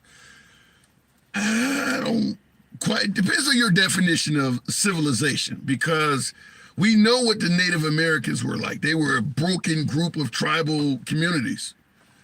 the colonizers came here, and they do, in terms of how I believe civilization is defined, I do believe the colonizers from England were more civilized, but there's a lot of different ways to define, because slavery is uncivilized in my opinion. So there's a lot of different ways it could go. Going back to the box.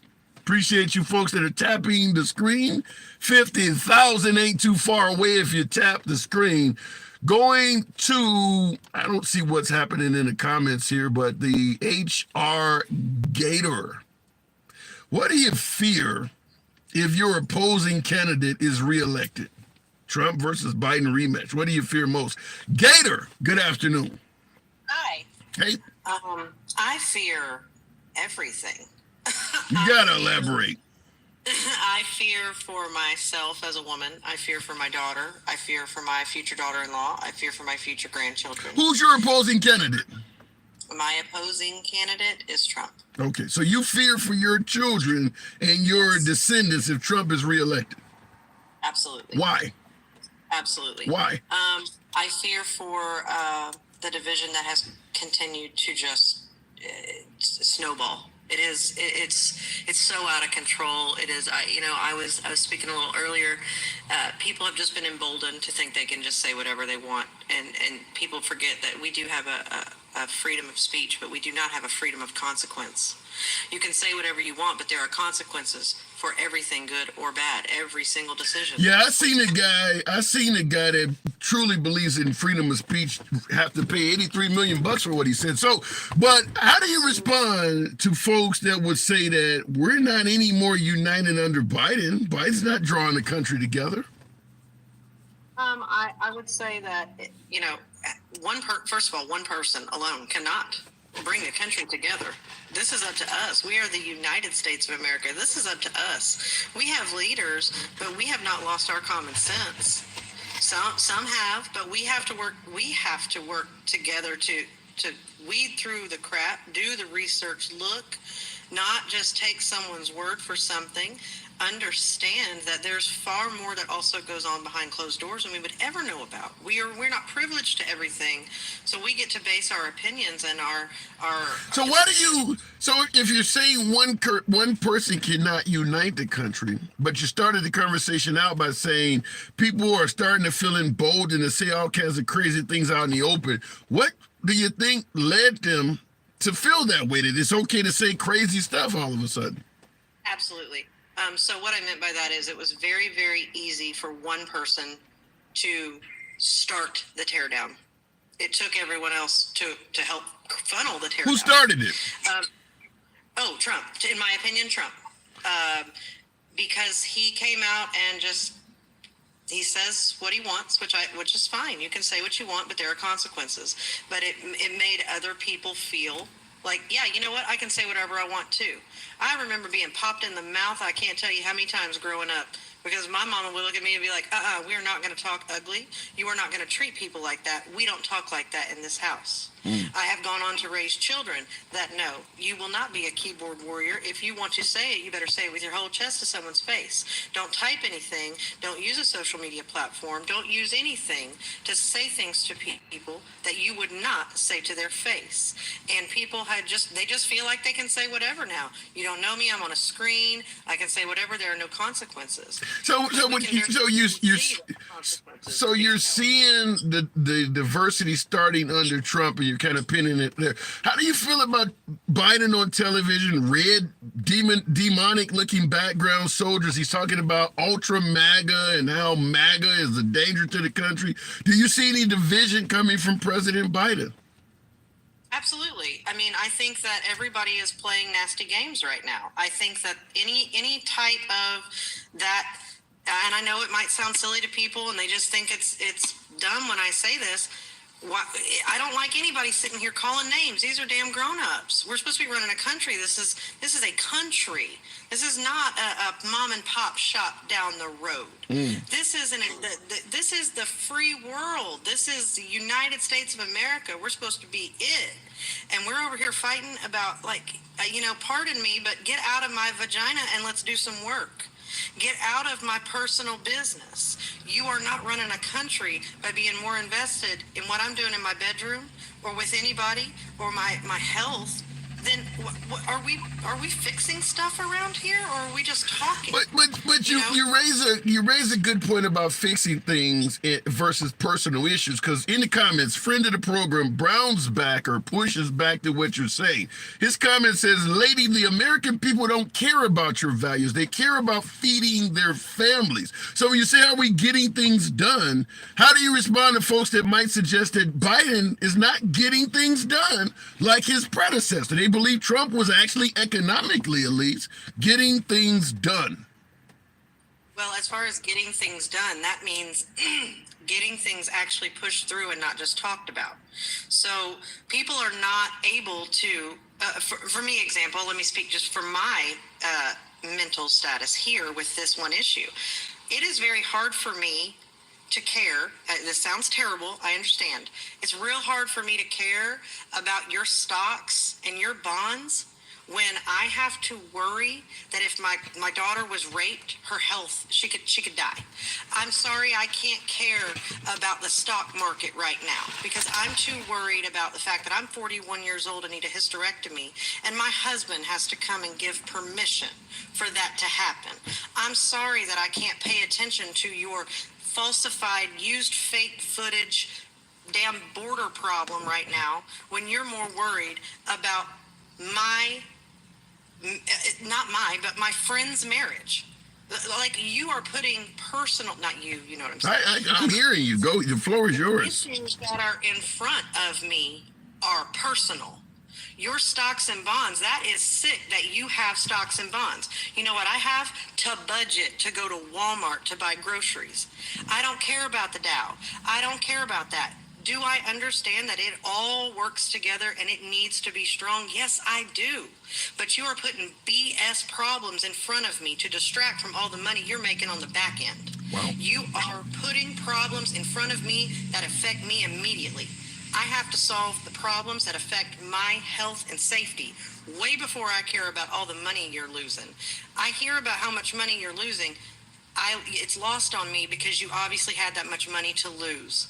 Whoa. Now, I don't want you to lose money, but if you're coming and you're always crying, you know how much money I lost in stocks? You know how much money I lost in... Whoa. You know that I still only have $20? It doesn't matter to me. It doesn't matter to me. I'm sorry we can't go somewhere real damn cool this year. I'll be going outside and sitting on my patio because I can't afford to go do anything. Your luxuries are being taken from you and you're pissed. My necessities are being taken from me. That's why I'm pissed. All right, I'm going So I have to vote on my health, my children's health, my children's future. I cannot care about... It's not that I don't care. It's that it's not appropriate for me to care.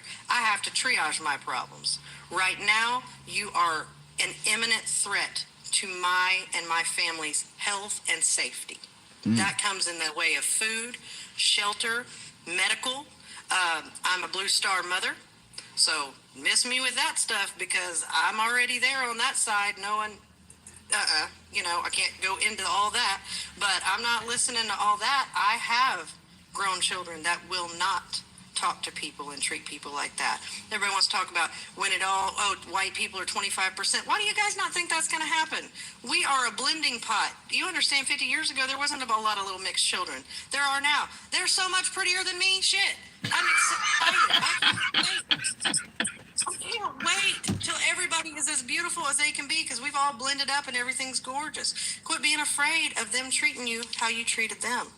Get your life together. Let's start focusing on real issues, working on a country. Get out of my bedroom, get out of my vagina, get out of my personal business, and let's start handling some real work with real people. That is my opinion, and thank you so much. Gator, everybody. Appreciate you coming through, Gator. I don't have a lot of pushback, but you're always welcome back. Thank you. Thank you.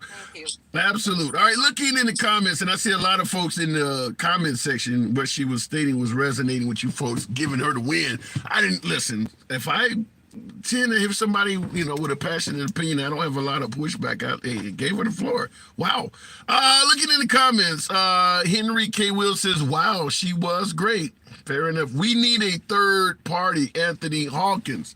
We probably could use several additional parties other than just Republicans and Democrats. But until we take money out of politics, that's virtually impossible. I've stated before that as a condition of owning a FCC broadcast license, whether we're talking TV, radio, you name it. Tammy, appreciate the heart. Thank you, absolute. Appreciate that. Folks that are tapping the screen, getting me up to around 65,000 likes. Holly G with the hearts. Thank you, roses rather. Tap the screen. I've stated before, and I'll go back to the box, that I think the best way to get money out of politics somewhat as a condition of owning an FCC broadcast license. Those call letters you see, WABC or, WLS, those different letters you see from radio stations and TV stations. If you own a broadcast license, every 4 years you have to donate so much airtime to politics. Every 4 years, we have a national election. We can talk about the midterms, but let's just start with the national election. On that 4th year, when it's election time, every day your station has to get, 30-second commercial spots? Maybe 4 or 5 of those, every station has to donate. You're talking 3 or 4 minutes of airtime because a spot is only 30 seconds long. So if you donate 4 minutes of your station's airtime, during the election season, every day you got to donate 4 minutes. That would give a host of other candidates time to get on the air for 30 seconds, fill that slot, and promote their ideals. The reason they can't do it is because they can't afford all the advertising costs. It costs a lot of money to get on and advertise on stations that everybody listens to. Kiss FM in California or some of these stations, you got to pay a fortune to get on there to get a slot. If you're some small name guy looking to get your name out, you may not have that money. Look how much people who spend their own money. Bloomberg, Ross Perot, it costs a fortune to do that. If the stations had to give up a few minutes of airtime, think about how many radio stations there is, how many TV stations there is, that would give a candidate a lot of time. You get a 30-second slot on this station 6 times a week. You get one on this station. That would be enough to get your name out there. Then combined with town halls and things like that, you could have more parties. I do believe that is one way of doing that. But we don't have that because we are a capitalist country. In any mention of trying to make shit fair is called socialism. So it's impossible to try to make things fair in a capitalist country where everybody believes that the people with all the money should get all the benefits. That's what happens in capitalism. Looking in the comments, wanting Trump shows the state of Americans' mindset. MDJ, I don't totally agree with that. As I stated before, there are a lot of legitimate reasons to vote for Trump that has nothing to do with a twisted mindset. Trump has policies that favor a lot of Americans versus Biden. And Biden has a lot of policies that Americans favor versus Trump. It don't mean you're crazy in the head if you vote for one of these guys. Have a conversation with the people and find out what policies they stand on. Looking in the comments, and somebody says, like what? If you're pro-life, if you're pro-Second Amendment, who should you vote for? It's as simple as that. If you believe that the Second Amendment shall not be infringed on, should you vote Democrat? If you believe a woman should have a right to choose without any man getting involved in it, should you vote Republican? I didn't see the Unknown Marine or somebody. Appreciate that subscription. Unknown Marine. Thank you. Thank you for that subscription. Don't get a lot of those, so I do appreciate that. And in the comments, when I see you folks come up, subscribers, understand I do bring you up. I give you guys preference because I don't have a lot of those. Going to the box, Coco Bunny. That could certainly be a stage name in some parts of the country. Coco, good afternoon. Good afternoon. How How are you? I'm- Thanks for letting me in. Appreciate it. It's a pleasure having you on. So what do you think? Do you have any big concerns if your opposing presidential candidate got reelected? Yes, I do. I have major concerns. I have a list.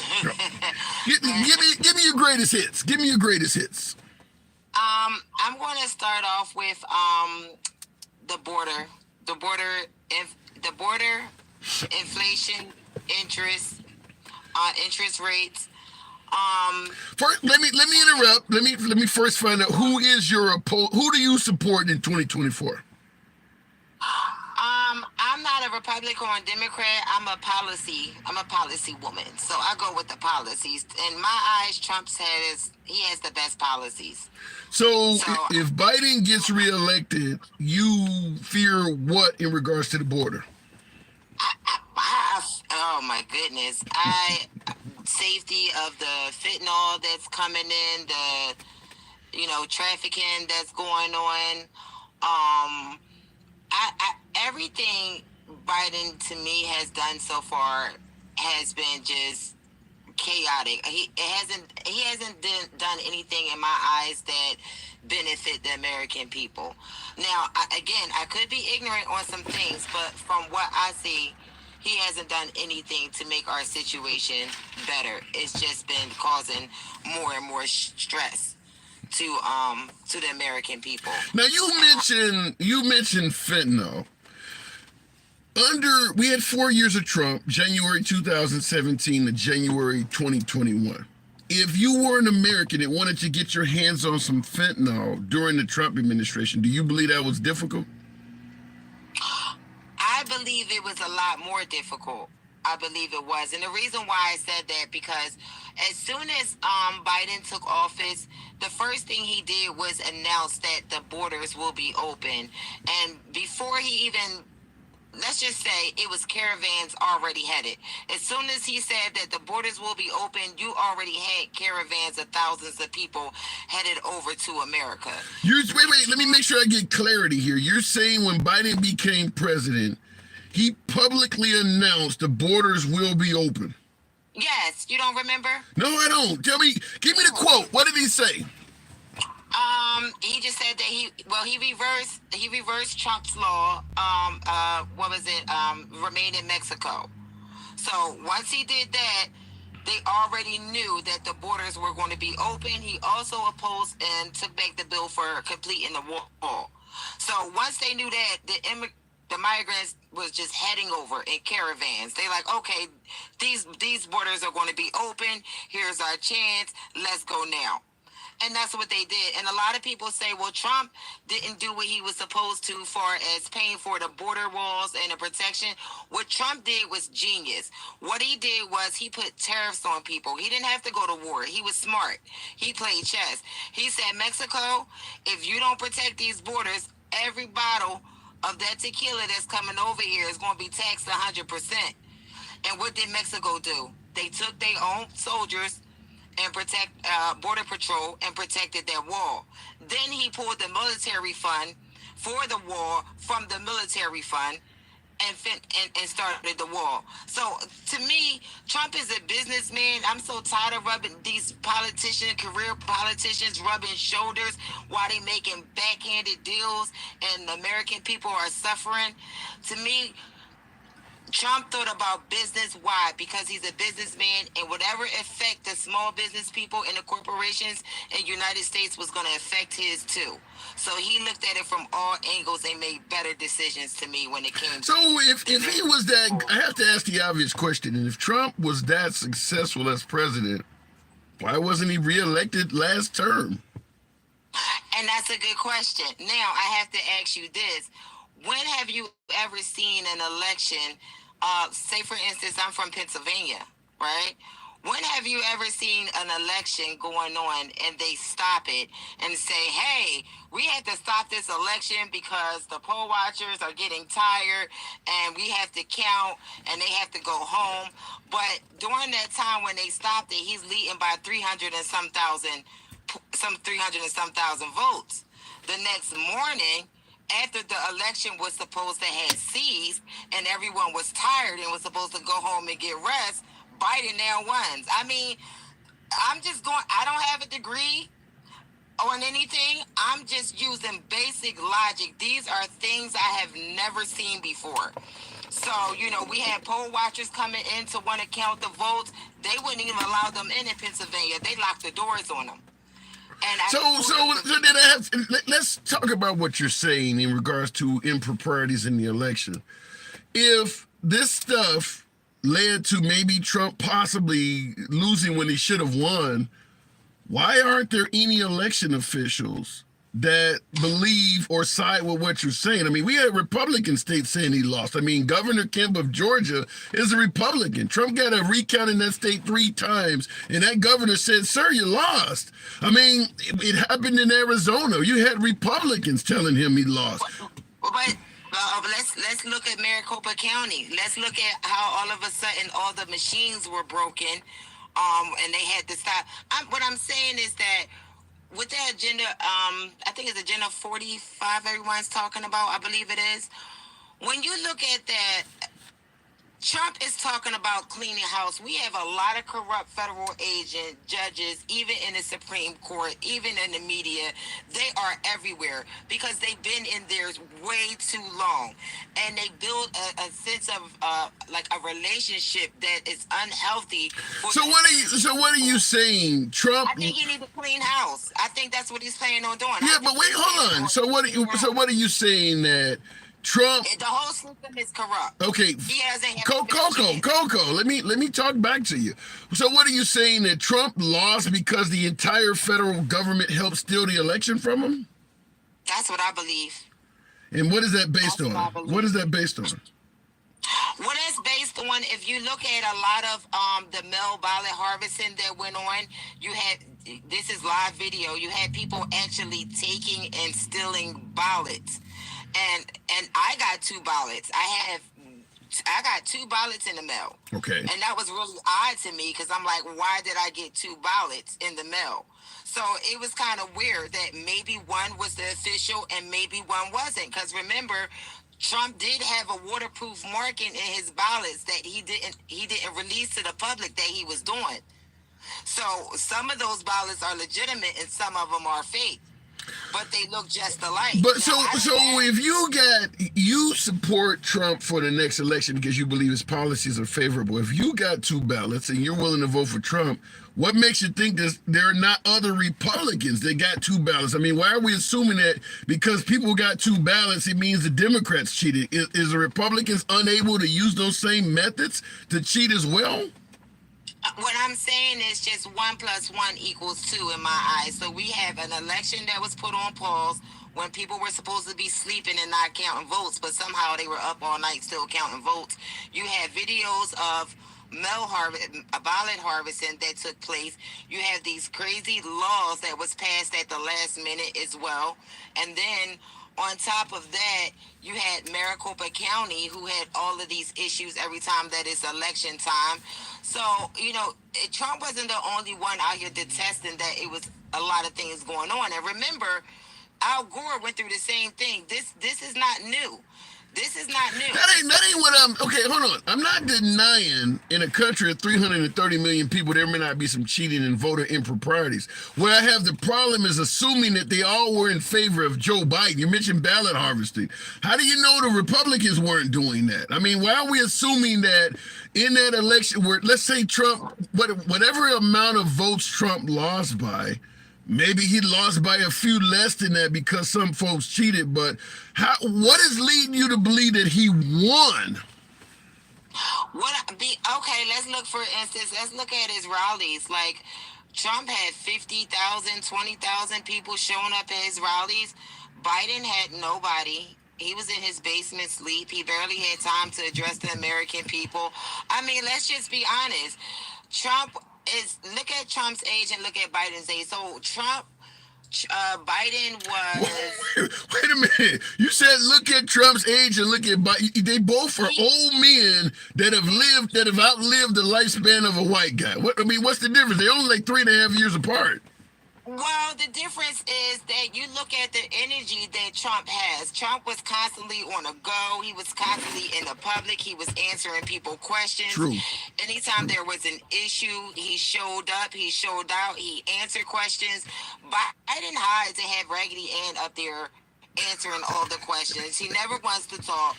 I mean, he's never. Let's just look at the Maui situation. Like how he handled that was a smack in the face to America. He gave more to Ukraine than he did for the people in Maui. Unfortunately, this does happen occasionally in some of the lives, and I do apologize for the listeners. We try to bring you decent content without the censorship. The app removed Coco. Coco, if you're listening, certainly file an appeal. I don't think what she stated was worthy of taking her off, but we get a lot of folks in the comment section sometime that do not favor dissenting opinions. I believe that we all should be able to speak. So I don't block, ban, or censor anyone. For the simple fact is, censoring a voter, a constituent, another citizen, doesn't change what's in their hearts and minds. If you really want to change what's in people's hearts and minds, sit down and have a damn conversation with them. Maybe you could come to some kind of agreement. But censoring people is something I don't ever favor. I don't ever do it here. But unfortunately, we do have the TikTok gods above us, and sometimes they act with an abundance of caution, and they just take people off. So I certainly would implore that last guest to appeal the block, because I don't believe it should have happened. Looking in the comments, she would have lost on the gun. This is funny. You got to have some age in this. MDJ says she would have lost on the Gong Show too. How many of you folks are old enough to remember the Gong Show with they don't like the act and they ring this big ass bell or chime? That actually is funny. She would have lost on the Gong Show too. Or some of my African American viewers, Showtime at the Apollo, would come out with the hook, and oh my God, funny stuff. All right, look at it in the comments. I remember the Gong Show. Yeah, that's real. That's going way back. The Gong Show's probably late 70s, is it? Disinformation is only 3 months of being truth. Really? I don't like the disinformation thing, because I do believe that we need to have a conversation about some of the conspiracies and rumors floating around. And I've had folks tell me after this, folks on the right, after, having lengthy conversations, I understand your view on the Confederate flag, for instance. Strong believer, pride and heritage. And when we sat down and had a conversation, sometimes being able to talk to people, it can open up hearts and minds. Like I said, even though I may lean left, I believe there are legitimate reasons to vote for Trump. That's not something you're going to normally hear from liberals. It's because I've talked to a lot of MAGA. I do believe folks should be able to speak to each other. I don't like the censorship. I don't think anything good comes out of censorship, which is why I'm also not a fan of book banning and what's going on with the LGBT community. If I'm gay, and you're trying to censor, you think I'm gonna start liking women because you don't let me do it out in the open? I don't believe blocking people or censoring people changes what's in their hearts and minds. It just doesn't. And we got a lot of historical examples to show that. So I'm not a fan of it. Looking in the comments, damn, a colored Republican. Yikes, what is I suppose you're a big Tim Scott fan, I suppose. Host, can you give facts about the border and the election? Although the Apache, well, in regards to the border, I'm not going to deny it's a mess. However, the only fact I would give is that we are overstating the word illegal. Most of those folks are coming and they're walking up to federal law enforcement requesting a court date. They want to plead asylum, and they're getting it. Our laws allow that. Our current law allows you to walk up to Border Patrol or whatever and state your case. I'm running for my life or whatever. It may be something that you're not approved for, but for the interim, you're given a court date and you're allowed to be in the country until that court date comes up. So you're not here illegally. Now, if you don't show up for the court date, which folks believe most of them won't, then you are here illegally. But the argument that all of these folks in the streets of New York, and they're not illegal immigrants. By our laws, they're not here illegally. So I do want to say that. In regards to giving facts about the election, I say this all the time. I'm not an election official. I don't have access to ballot boxes. I don't have access to polling officials or any of that. I can only trust what they say. And if they're hired or appointed by the guy who lost, and they're telling their own guy that represents their own party, look, Mr. President, we didn't win this year. How the hell am I supposed to tell them they don't know what they're talking about? Mike Pence would have served a second term as the second most powerful guy, perhaps in the world. Why would he lie about the election? He genuinely thought he lost. If he thought he won, he would fight like hell. As a liberal, I'm supposed to tell him you don't know what the hell he's talking about? Same thing with Trump's top cop, Attorney General Barr. That's his job, is to find improprieties and illegal lawbreakers. He looked into it, came back and told his president, who appointed him, President Trump, sir, the claims you're talking about, whether it's Dominion voting machines, Ruby, Freeman, and company switching drives back, this stuff is unfounded. It's not true. As a citizen, you or I are supposed to tell the nation's top cop that has all of the power of subpoenas and investigation and the entire federal government behind him, he don't know what the hell he's talking about, and you and I do? That doesn't make any sense to me. I'm just judging it fairly. And I would submit that if you'd done the same, you would come to the same conclusion. I'll give it to you this way before I go back to the box. Let's imagine the president of Peru or Colombia somewhere, or the prime minister of England or something, was complaining that he actually won the election and it was stolen from him. And all of his right-hand men were on TV saying he lost.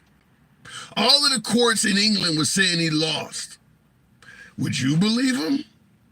Would you think he was telling the truth? With everybody else saying he lost? Members of his own party? People that would not even have had a job if it wasn't for him? A Supreme Court that is 6-3 majority of the people that's for his party, 3 of them being appointed by him personally, refusing to even listen to his claims because they believed they were unfounded. Would you believe that leader actually had the election stolen from him? Would that make sense to you? Just saying, if you look at it from an outside perspective, you should understand why I look at it the way I do. It's not hatred of Trump, but I'm saying I want you to look at it from a perspective that is not blind love of Trump. Just look at it from an outside perspective. It makes no sense. This one guy is saying he won when all of the nation's leaders, many of them would not have had a job if it wasn't for him, and who would have had longer times in power if he had actually won, are saying he lost. Why would they do that? I don't think any of us, if we were looking at this objectively, judging a leader that we didn't know, would say, yeah, he probably did win and all these people are making it up. I'm just saying, I'm not trying to come blindly hating Trump. I'm just saying, make your judgment absent of blindly loving Trump. Just be objective about it. Going back to the box. Appreciate you folks tapping the screen. Get your boy likes up to around 80,000. Almost 900 of you in here this Sunday afternoon. You could be anywhere you want to be. So it's always great to have you here with me. You know I don't block, ban, or censor anyone. That's how the program is ran. So if you enjoy free speech, civilized dialogue from both sides of the aisle, without concern of the host blocking, banning, or censoring you, follow the program. You're in the right place. We're here Monday through Friday, generally, around 1 p.m. Going back to the box. We'll keep it moving with, I don't know what that says. There's Z-Pack, I think it says. Appreciate you coming on. Welcome to, oh, actually, I hit something else. Hindsight. Bub, is 2020. They wouldn't even look at it until they had time to sweep it away. Be fair.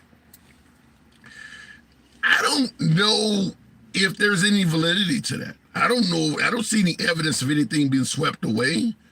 I mean, Attorney General Barr, if he felt like he was cheated out of a second term, or Mike Pence, they would bring up that things got swept away and we couldn't get our story out.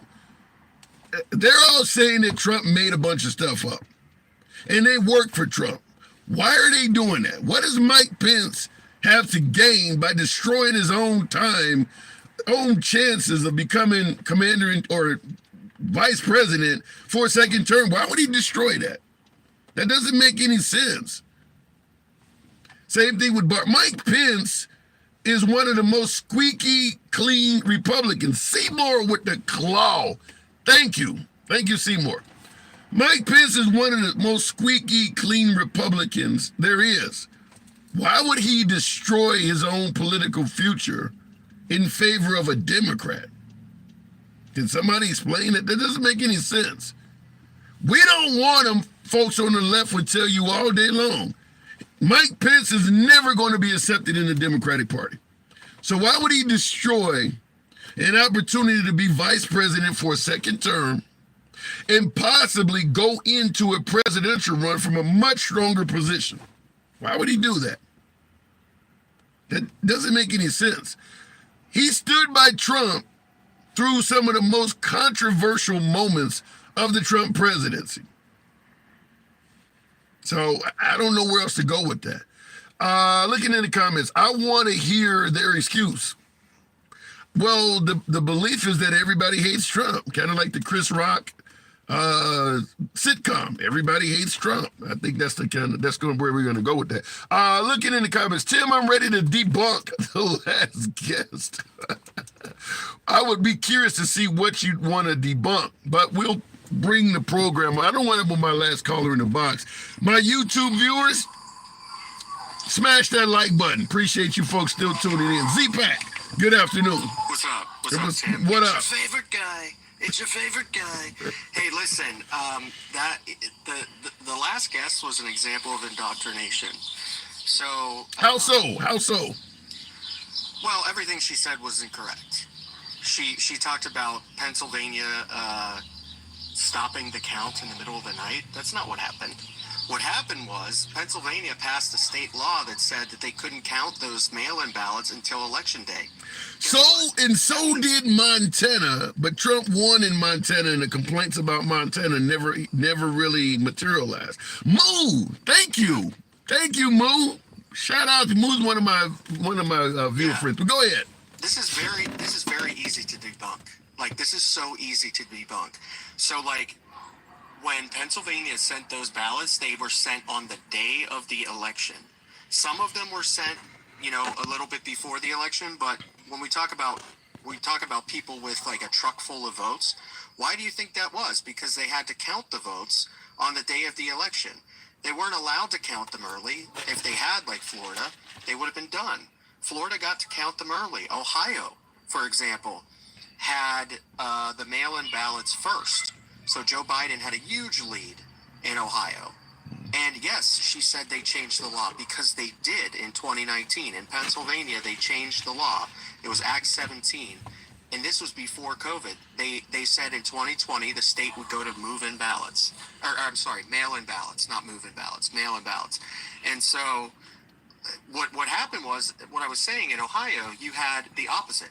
You had Joe Biden had a large lead because all those mail-in ballots were counted first. You didn't see when Donald Trump started taking the lead that when the same day votes were counted, you didn't see Donald Trump yell, "Stop the count."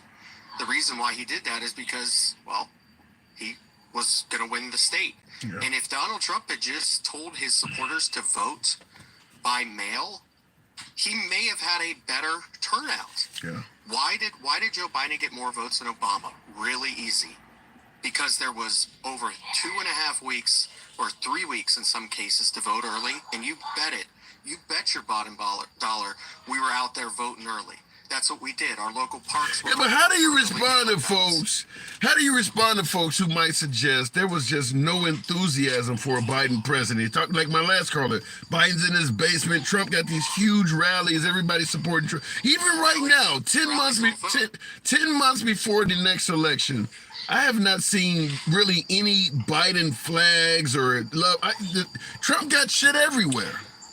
We don't need to show loyalty to a politician because Donald Trump is a politician, whether you want to agree with it or not. Donald Trump has been a politician his entire life. He has been in courtrooms. He has been, campaigning against politicians.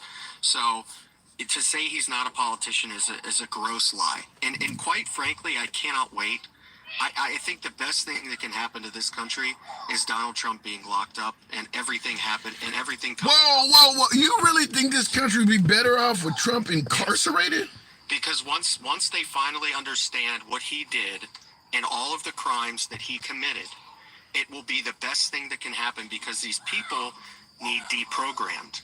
They need to be deprogrammed because they are so far gone in this ideology that somehow Donald Trump is better than everybody else, and everybody else is wrong.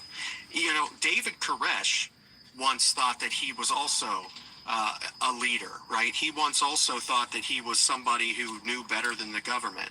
Well, David Koresh and Donald Trump share similar characteristics because they're both cult leaders. That's what they are.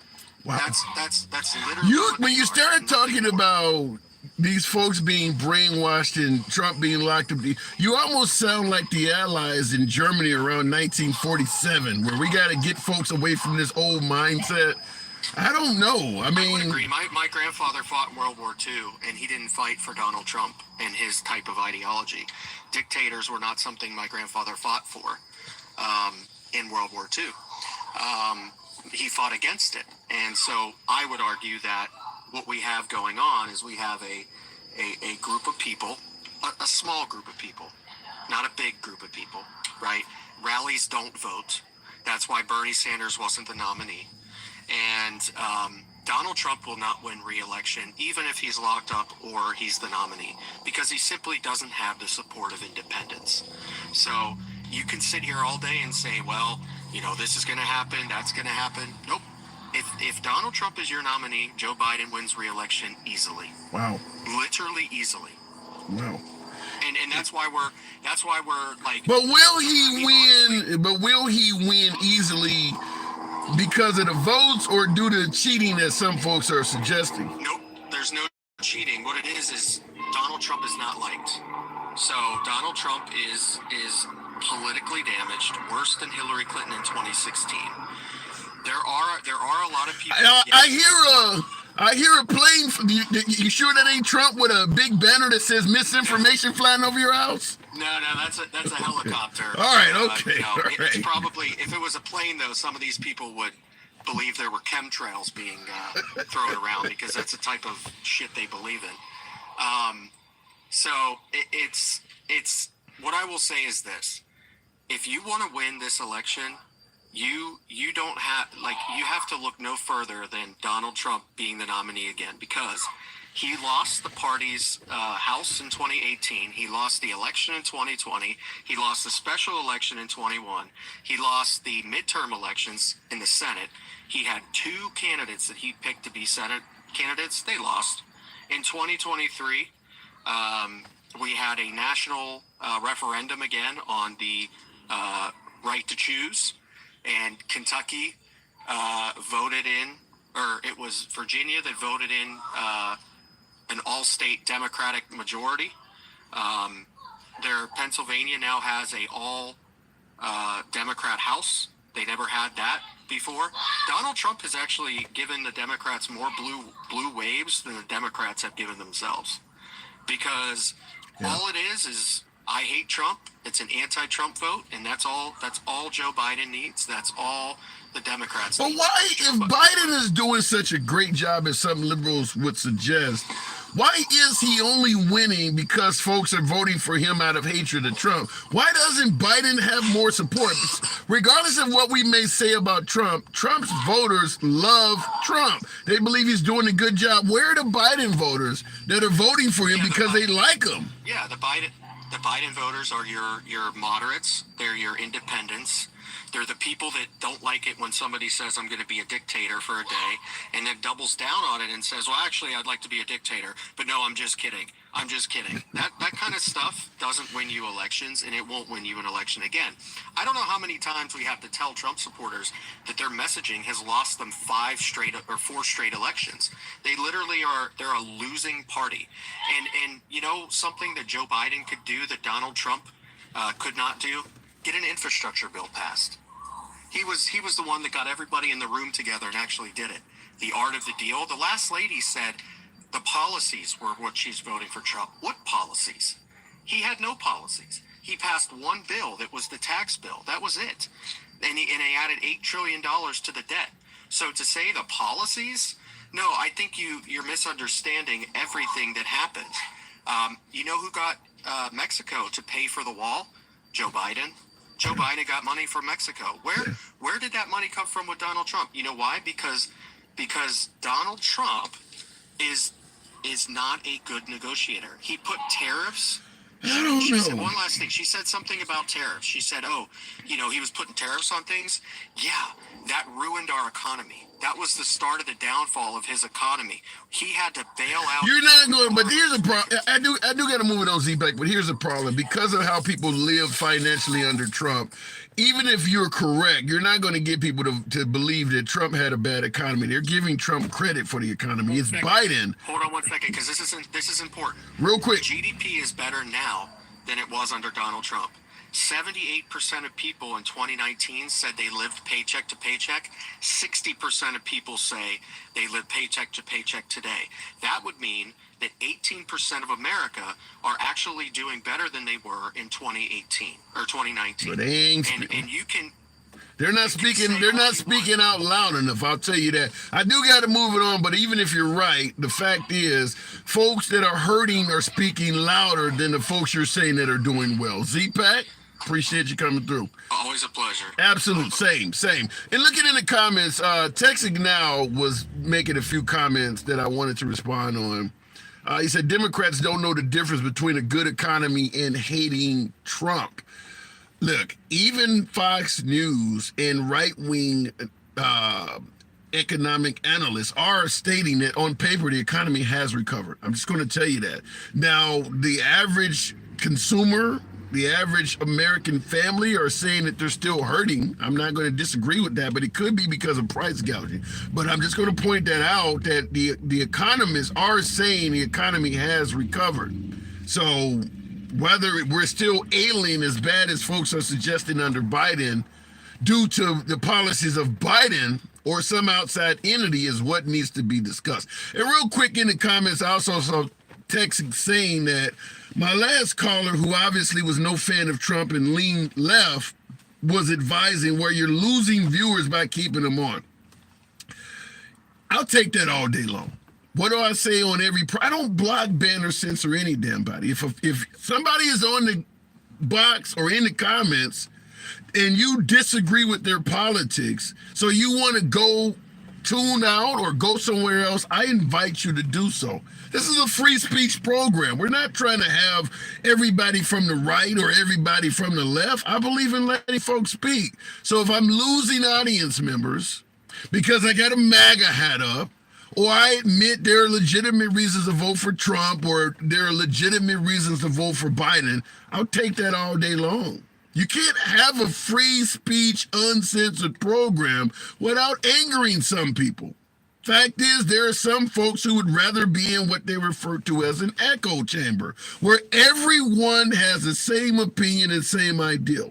That has never happened here from day one. We have always allowed people from both sides of the aisle to speak without being blocked, banned, or censored. So if you want to speak and be heard and dictate the conversation because everybody else thinks that way, I'd humbly invite you to go to other programs. I mean, there's a lot of places where everybody's liberal and bashing Trump, or everybody in the box has a red hat on. There's tons of programs like that. But if you want to go somewhere where you can actually talk to the other side in a civilized fashion, damn it, you're here in the right place. And if that's what you like, I invite you to follow the program. Going back to the box, we'll keep it moving with Moo, the tuxedo cat.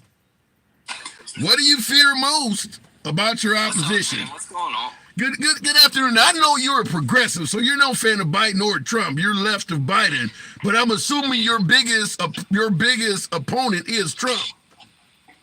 I mean, yeah, only because the guy doesn't want to leave office if he loses again, and he won't admit he loses. That's a huge problem, right? Biden will at least leave office quietly if he loses. So when you say that Trump would not leave office if he loses again, I mean, we know what happened in 2021, January 6th and things like that, but I mean, there's no evidence that he would do that again. Maybe he actually would believe he lost. You think he's going to automatically suggest any election he loses? There's no evidence that he would. So he said he wanted to be a dictator on day one, right? That he did. I want to be a dictator on day one. He's going to bring in people who are Nazis like Steve Miller, Roger Stone. If Roger Stone gets a seat in office, this country's going to be sorry as shit. You know what I'm saying? Bannon wants a final war between the Muslims and the Christians. Those are the kinds of people that you're going to have in office with Trump. I don't think we would. I don't think we could win that. You take on the entire Muslim community. I don't think we would win that war.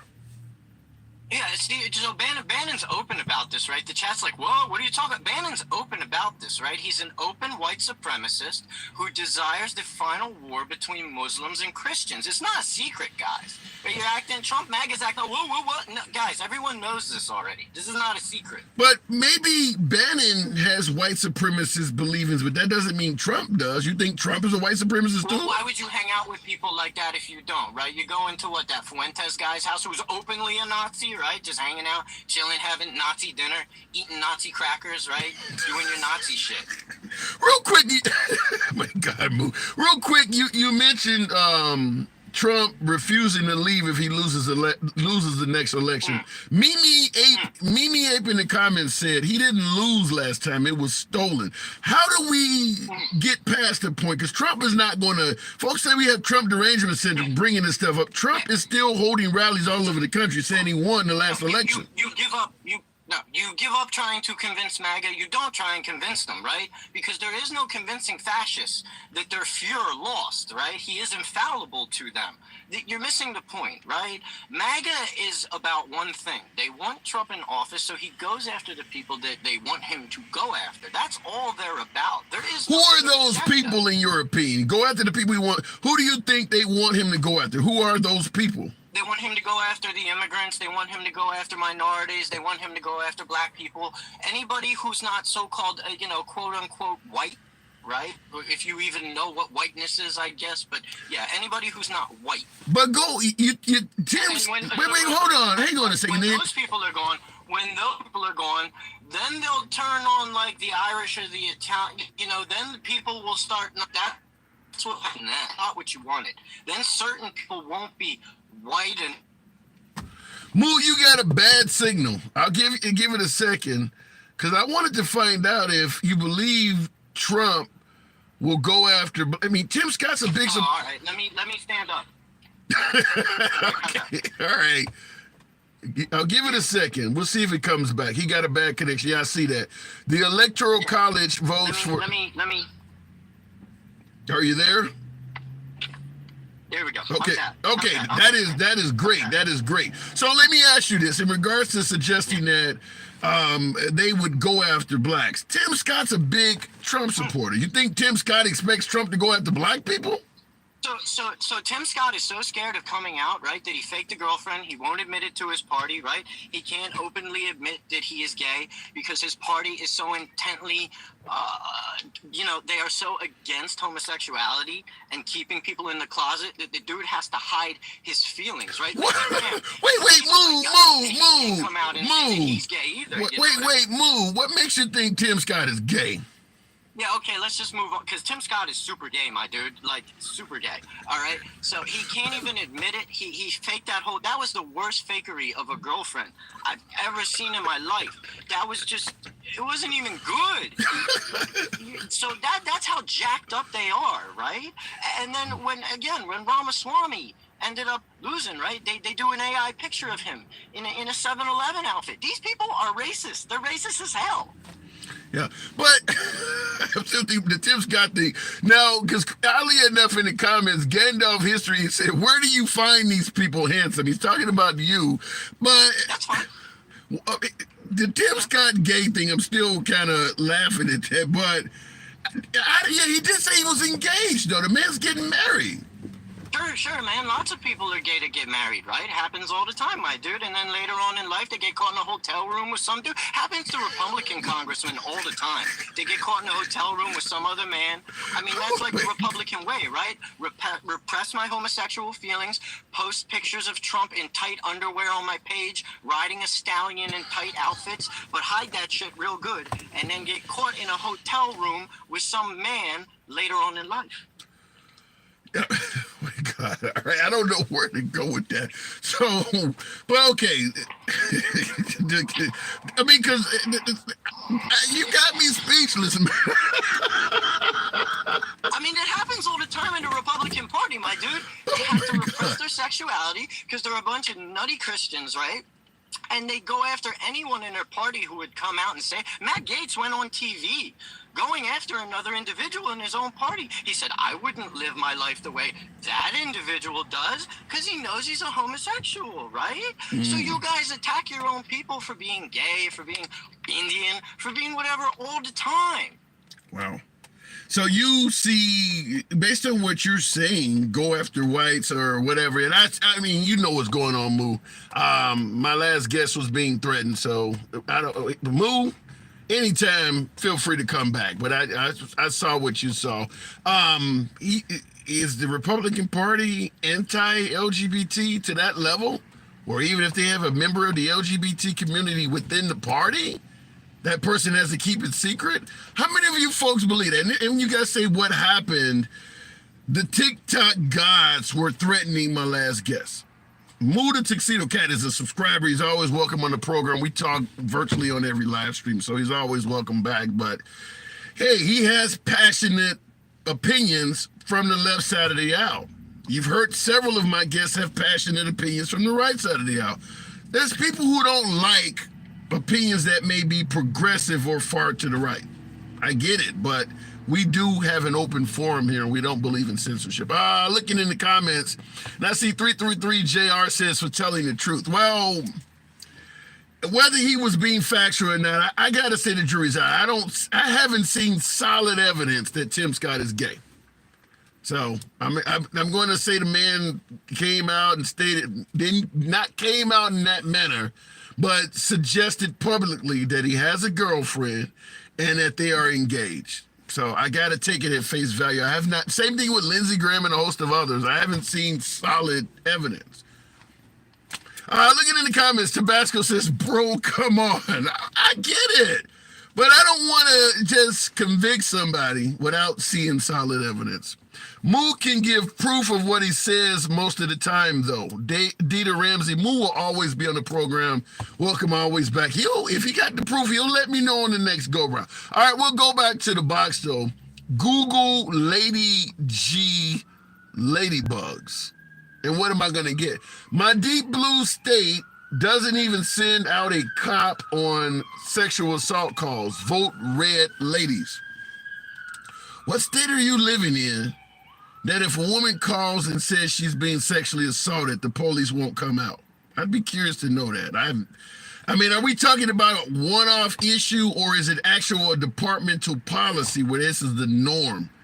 Because sometimes we go with one-off issues and make it sound like it's happening everywhere when it really is not. Like one of my callers earlier was talking about they're starting to have black-only parties that is something that happened in one incident and people are going apeshit with it. That's not the norm. Same thing with, some of the Black Lives Matter incidents. People pick one thing that happened in one particular city and they make it sound like this is what Black Lives Matter represents everywhere. Don't go, and it happens on the left too. Look at it in the comments. Incorrect, it didn't happen. Okay, Mishi, appreciate that. LOL, you have a 2020 hat hanging in your vehicle because he lost. Actually, this hat doesn't say 2020 on it anywhere. It's just a hat. It's what they're wearing now. In fact, this hat was purchased during the Biden administration. So there's no 2020. If I'm correct, yeah, there's no 2020 on that hat. All right, going back to the box. T-shirts that girls give back. I'd be curious to know why. My friend, the one and only Gen Xer. Good afternoon. Welcome to the program. Gen X. Tap the screen, folks. You guys might be able to get your boy right on into 100,000. We got 850 of you guys in here. We had around 900. So show your boy some love. Tap the screen. Get me right on into 100,000 likes. You YouTubers, smash that like button. I appreciate you tuning in. We're asking the question, what concerns you most if your opposition is elected in 10 months? Whether you vote for Trump or Biden, if your opposition ends up in the White House, what concerns you most? Gen X, I know you MAGA. Talk to me. Don't let your thumbs be lazy, people. Get my man up there. Get him to 100K. We can do this before the top of the hour. All right, I like that.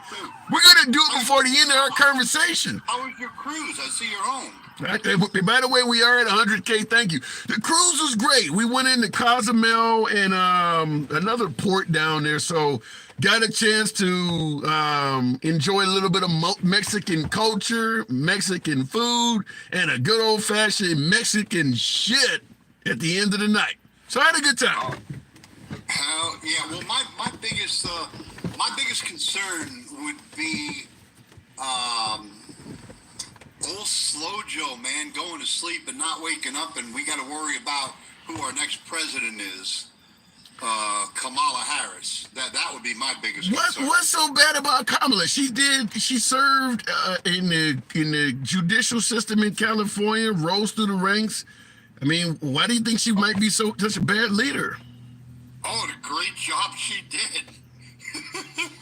Well, what do you say? She did a bad job? She didn't do a good job. Says who? She was involved in all kinds of bribery and all kinds of crap. I don't remember off the top of my head, but I guess they all are. But yeah, I would not want Kamala as our commander-in-chief, especially with what's going on in the Middle East right now. I mean, you got a powder keg over there. But that's a good point you bring up, Jen. Because my pushback to you would be, how would you respond to some folks who might suggest maybe it's about time America has a female leader?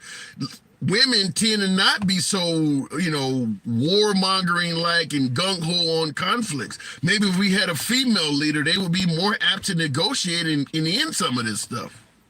Yeah, 3 weeks out of the month, and then one week a month they got to go stark raving mad. Oh my God, that was bad. That was really bad. I know. I'm joking. You just lost the women's vote. Oh my God. So let's go with I'm going and mooing the gallows. Oh my Lord! You just lost the women's vote. Well, I don't know how old Kamala is, but I would assume she's past that point. By the way, in person, she's gorgeous. I took a picture with her. I'm 6'6", 300 pounds. She's a little tiny something, but yeah, she's gorgeous in person. But the thing I want to ask though is, you say that you fear Biden's cognitive abilities. Trump is slipping up all over the place now, confusing Nikki Haley with Nancy Pelosi, thinking we're on the verge of World War II. Do you feel that Trump is there mentally? Yeah, absolutely. I mean, that was a one-time thing. He made a gaffe. It happens. You just said not one or two. No, he's made more than one gaffe, Jen. He's made more than one gaffe, Jen. He's made more than one gaffe. Yeah, I don't think. You know what? Personally, I'd like to see somebody young. You know who I like? I like Ramaswamy, but he's on the Trump. Why do you? Now, Yeah, so. but why? You know, so let's talk about Ramaswamy real quick. What is he offering other than age that Trump is not? He sounds like a carbon copy. I think he's pretty much cut from the same cloth. He is that cloth. He's just he's right. He pretty much has said, I'll give you everything Trump gave you. I'm just younger and can give you 2 terms. I've liked him. I continue to like him. Hey, I'm not going to bullshit. I like DeSantis too. Now, Bird Brain I don't care for. I think she's a closet liberal. But, I mean, I think Ramaswamy's, I think he'd do good. Right now, absolutely not. I think he needs some time under the wing. He needs to learn the ropes. He needs to learn Washington. If he were to go into Washington right now, the same thing's going to happen to him that happened to Trump, where he's going to get blindsided and he ain't going to understand what's going on. But there's a lot to it, man. But how do you respond now? Because you made 2 statements. We talked about your fear for Kamala because 3 weeks out of the month she'd be reliable, and that last week she'd be, off to some. Then you also mentioned Nikki Haley. You referred to her as bird brain. In the comments, Otmore1 says he just doesn't like women. How do you respond? Because this is what's going to come up if a candidate says the things you say that they are sexist towards women. How would you respond to that? I love women. Why would I be sexist towards women? A woman gave me birth, man. I got no beef against women. I just don't think they should run the country, personally. That's just my opinion. Wait a minute. Yeah, I don't have any beef towards women. I just think that only men should have this position and they don't qualify. How is that not having beef? Well, because it's not beef. It's logic. Women reason based on facts, but facts and emotion. Men don't do that. Men fuck around and find out. You do realize what you're saying is sexist as hell, right? You're judging women and basically putting them on a lower playing field than men when it comes to positions of leadership. I put women on a much higher playing field than men. We're dumb as rocks. Women are much smarter. It's statistically proven that women are way smarter. Then why not give them the job? Because I don't think women can. Take your time. Take your time. Take your time. Go for it. I think it's historically throughout human history a man's job to lead the tribe, to lead the civilization. And that's been, thousands of years. Yeah, but if we had it happen one time in human history. The Amazonian women, they've been long gone, and that's the only one. Something didn't work. But Gen Xer, you've heard of Margaret Thatcher. You've heard of what was the chancellor? I can't think of the chancellor in Germany, Angela Merkel. We've had female world leaders in other countries. The United States is just the one that's behind the 8 ball in this, or behind the curve. There have been plenty of female world leaders that they did the job okay. Name one American woman that could do the job okay. With one exception, I will give you Michelle Obama.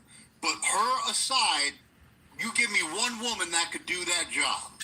You pick now. Listen, I don't have nothing but love for Michelle Obama, but you pick Michelle Obama over all of these women like Hillary Clinton has got a ton of political experience. I would say Hillary Clinton would probably be a far more effective commander-in-chief than Michelle Obama because she has a lengthy amount of experience at it.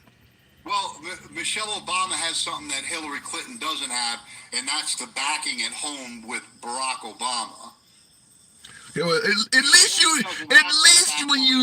least when you said Michelle Obama had something, you didn't say genitalia like a lot of folks that were MAGA. So I give you credit for that. But so when you said name a female, what about Liz Cheney? Nope. Why not? Nut job. Nope. Nut job. Freaking cat lady crazy. And so Nikki Haley just no chance at all. Huh? No chance in hell. Now Candace Owens, I think she could be good, but I think she's too young. Are you? I think she needs about 10 more years under her belt. Gen X. Nikki Haley compared to Candace Owens, and you're going with Candace Owens? Are you for real? Dude, Nikki Haley was bankrupt. She was bankrupt not 5 years ago, literally. Her political career financially secured her future. That's not a politician. That's a criminal. I don't know, but I will tell you this. There are folks in the comments that certainly agree with you. Chuck says he's right. He's cooking. I don't know. I think you're cooking with kerosene. The barbecue ain't going to taste right. But Candace Owens, what is Candace Owens' claim to fame that would make anybody suggest she should lead this country? Because she's smart. She talks from the heart. She reasons with facts and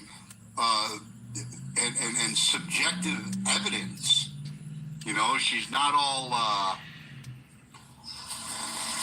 she doesn't reason based on emotions and shit that just don't make sense. Candace Owens can be pretty passionate. I'll give you that. I think Candace Owens can be pretty passionate, but I think for the most part she's objectively intelligent. Yeah. I would say Candace Owens' whole claim to fame is holding irresponsible black people accountable.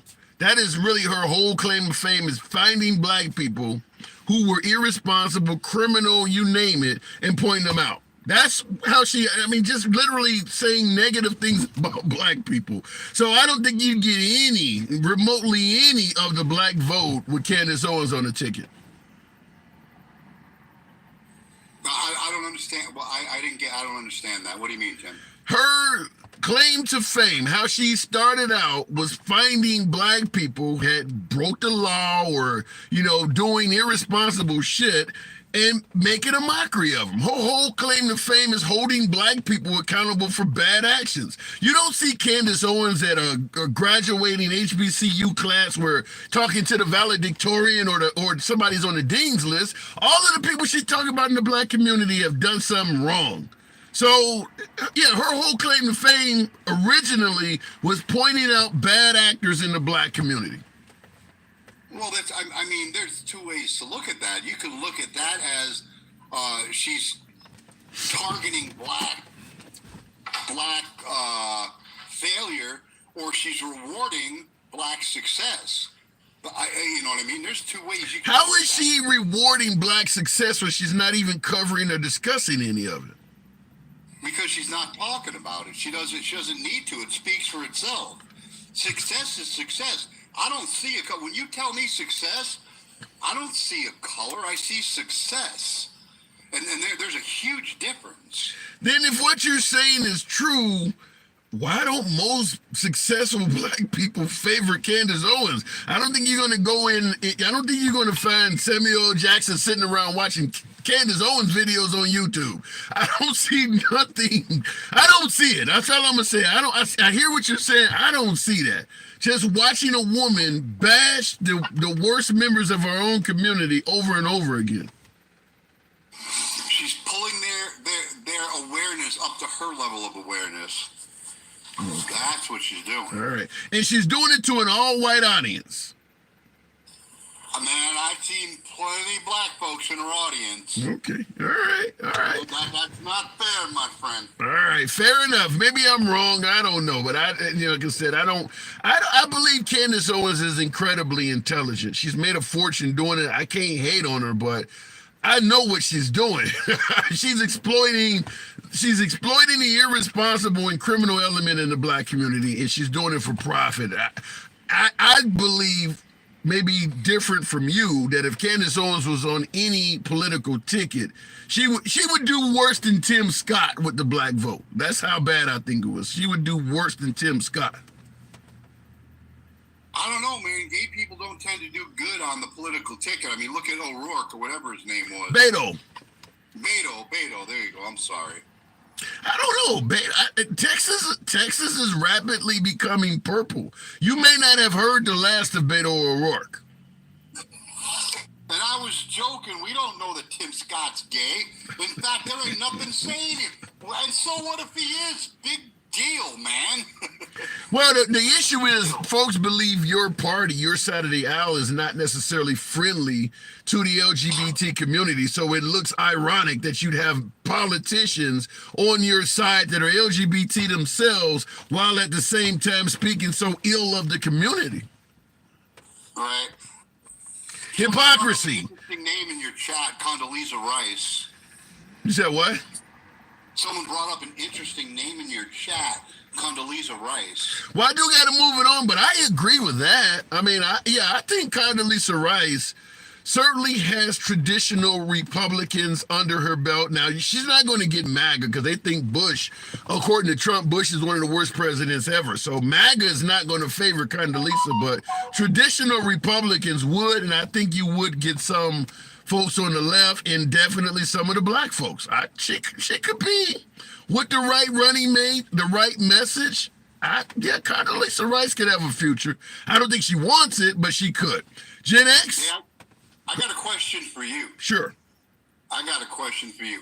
I heard you say you were talking about a lot of folks believe that Trump's economy was a lot better than what Biden's economy is today. Yeah. What say you, Tim? What do you believe? Do you believe that Trump's economy, as far as based on your own life experience and how you're doing financially today, as opposed to what you were doing 6 years ago? That's a good question. I will respond. I'm gonna move it on, but I'll respond to you right away. I'll go ahead and answer that. Appreciate you coming through, though. Sounds good, brother. Absolutely. Hey, man, have a great day. Thanks for having me. Love you, Greg. Glad to see you home safe, my friend. And good to hear from you again, man. Stay healthy. Stay on the good side. I will do. Absolutely. All right. Now, in regards to that comment, it's a good question. Do I favor the Biden economy over the Trump economy? Now, fact is, a large portion of my audience originally, my MAGA audience, originally came from yours truly hammering Biden a year or two ago. When I first started doing live streams, I was really critical on the Biden economy because it sucked at the time. I don't care about the pandemic or what. I do believe when you're the coach of the team, you get credit for the wins and losses no matter how they happen. You don't get to blame the quarterback or blame lack of fan support. Or if the team is winning, you get credit. If they're losing, you don't. And under Biden, the economy had took a big hit in the initial portion of his term. And I was criticizing the hell out of him for it. And obviously, the Biden detractors favored the program because of that. So I did start out with a large MAGA audience, and I believe in letting people speak, so we went with that. But right now in 2024, do I favor the Trump economy over Biden's? Not so much, but there are things that have happened in my life. First of all, I've switched jobs. I earn more money now than I did under the Trump's presidency. However, as I mentioned before, I just refueled up my vehicle. I put E85 in here. I paid $1.81. Fact is, things have went down in price. The economy is not the same right now in February of 2024 as it was in February of 2022. Things sucked back then, not so much now. And that needs to be discussed. We talk about the price of eggs, the price of milk. All of that was a discussion back then. You're not hearing people talk about it. Even right now, if you're not living in California, Hawaii, maybe Pennsylvania, or some of the New England states, you're not paying that much more for gas now than you did under Trump.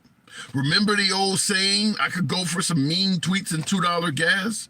Well, you're probably paying between $2.50 and $3 a gallon now in most states in the country. That's where gas prices have come down. So the argument that the economy is just in utter destruction under the Biden administration in 2024, in my opinion, is disingenuous. You can't pretend like Okay, Biden's coming to an end of his first term. You can't pretend like the same arguments in regards to the economy in 2022 applies now in 2024. It's not anywhere near as bad as it was. And that's what the political, economical analysts are saying. That inflation is nowhere near what they expected. The recession that everybody was saying we were going to have, that didn't happen. The jobs numbers are way better than they were supposed to be, leading to folks having to spend things. Well, yeah, the jobs are there, but they're low-paying jobs. They were low-paying jobs under Trump as well. So the economy is not as bad as it used to be. Now, I do believe that there is some price gouging taking place at the supermarket and a few other places, but I'm going to simply say it's happening under Biden, so I'm not going to allow him to use that excuse. Because if all of a sudden the corporations dropped their prices artificially, he would take credit for that as well. So right now in 2024, I do believe the economy under Trump was better. However, it's gotten to a point where it's only slightly at this point. I'm definitely feeling a big difference as somebody who drives most of the day for a living in paying. I remember paying the lowest point during the Trump economy for E85 fuel.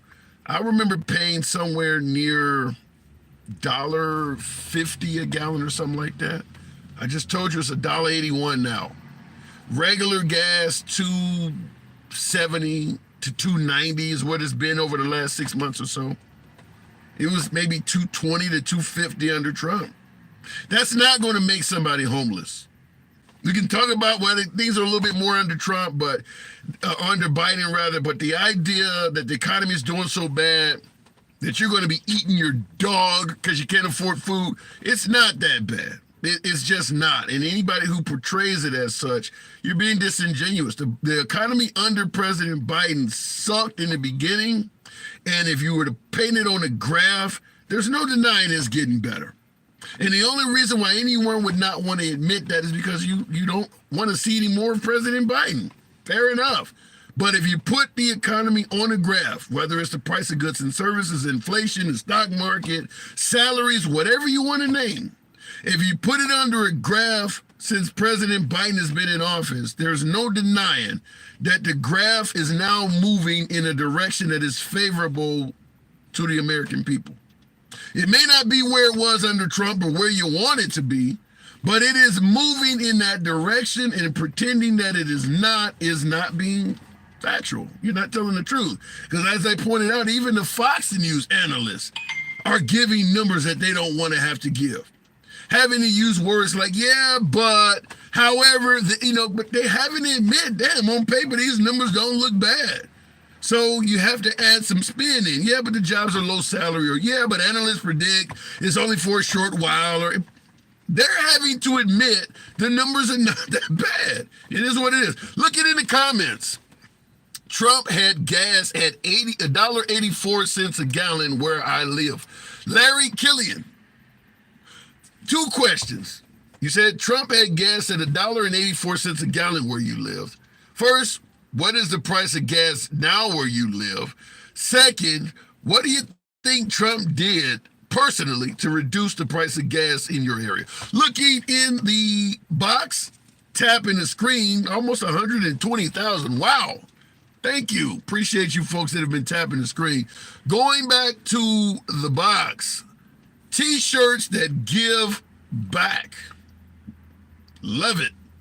Good afternoon. You are correct, Deborah. I didn't see the comment from Deborah, but look at it. Insurance went up $3,000. What kind of insurance? T-shirts. Good afternoon. Hi, how are you? I'm doing good. What do you fear most if your opposition becomes president? Well, if Donald Trump becomes president, I'm a little concerned about staffing. Who is he going to put into his administration? We've heard from the last administration how so many of his administrators, secretaries, have all sort of said that he's chaotic, he's traumatic, he's unhinged. Yeah. That seems to be the narrative that keeps going on and on with Donald Trump. So the question is, will he be able to bring in competent people into his administration to run our country well?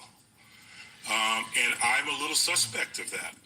A president is only as good as the people he works with. He's only as good as the people he appoints who are competent to do the job. And let's face it, he has really screwed himself over with Republicans who are not MAGA. Because there are no MAGA Republicans, in my opinion, who are competent enough to run this country.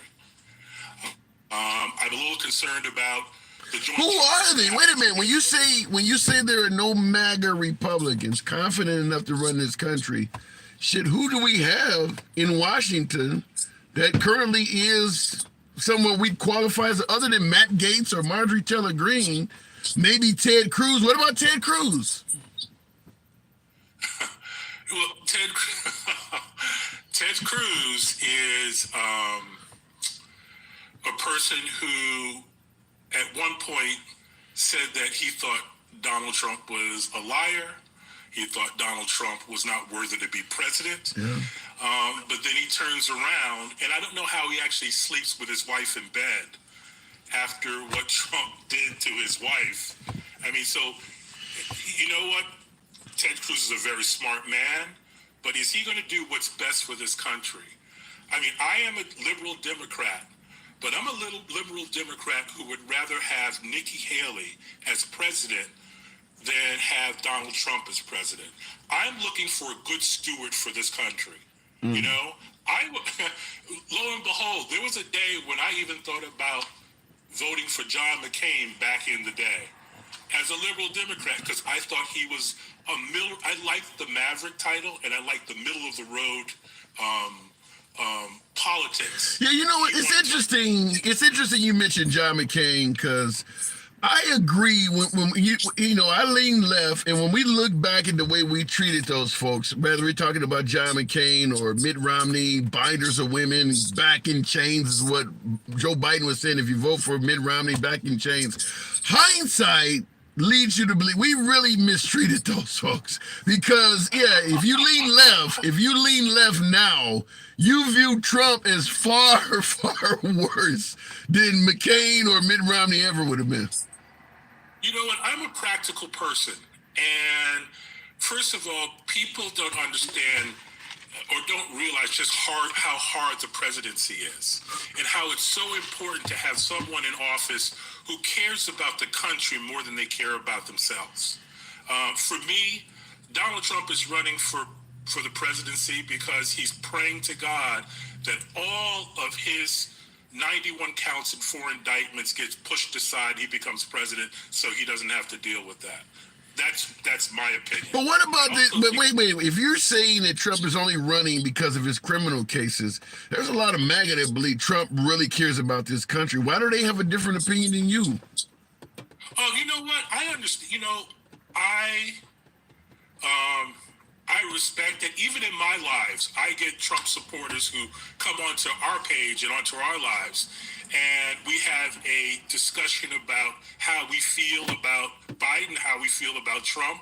I think Trump supporters, and I'm probably going to get in trouble with this, but I think Trump supporters are a result of Democrats not going into West Virginia, not going into Tennessee, not going into Texas, not going into Mississippi, not going into South Carolina, not going into North Carolina. That is a failure of Democrats. I want to, you know, and I do, because Hillary Clinton lost Wisconsin the same way. But I want to agree with you, but I think this, in regards to the states you named, I don't know as much, because it's Democratic policies that are just not going to resonate.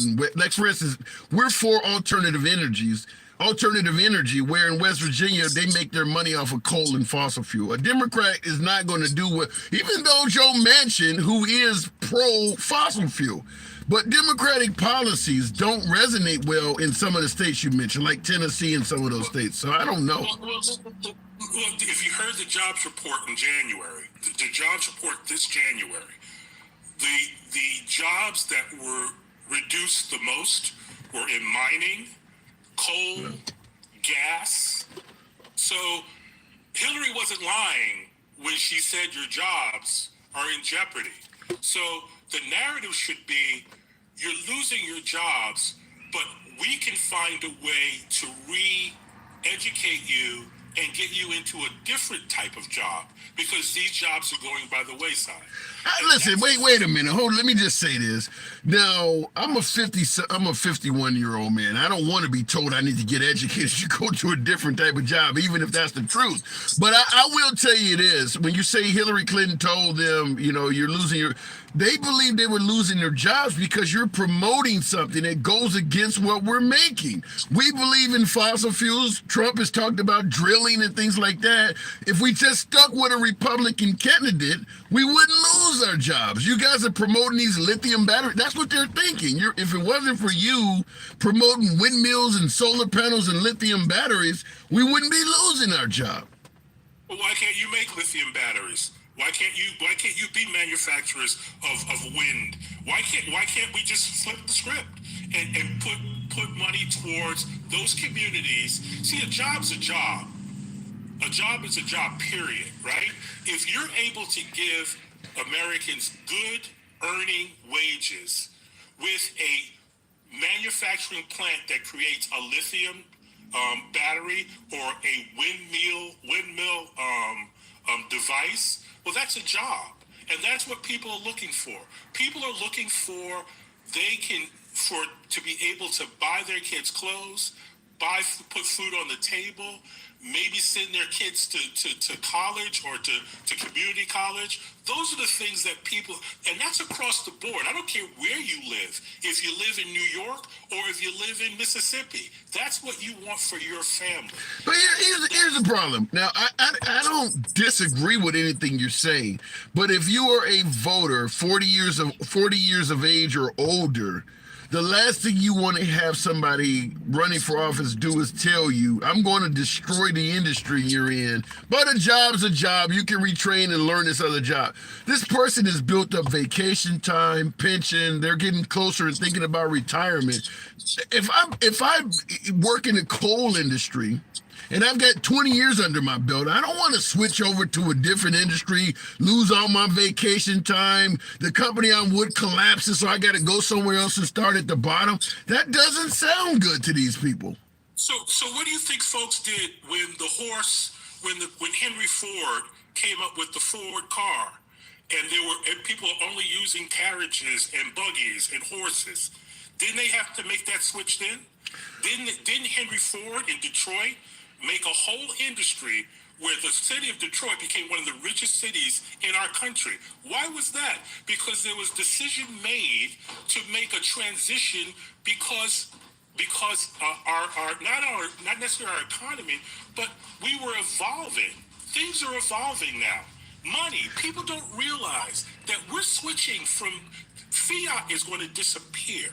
We're going to actually have digital money pretty soon.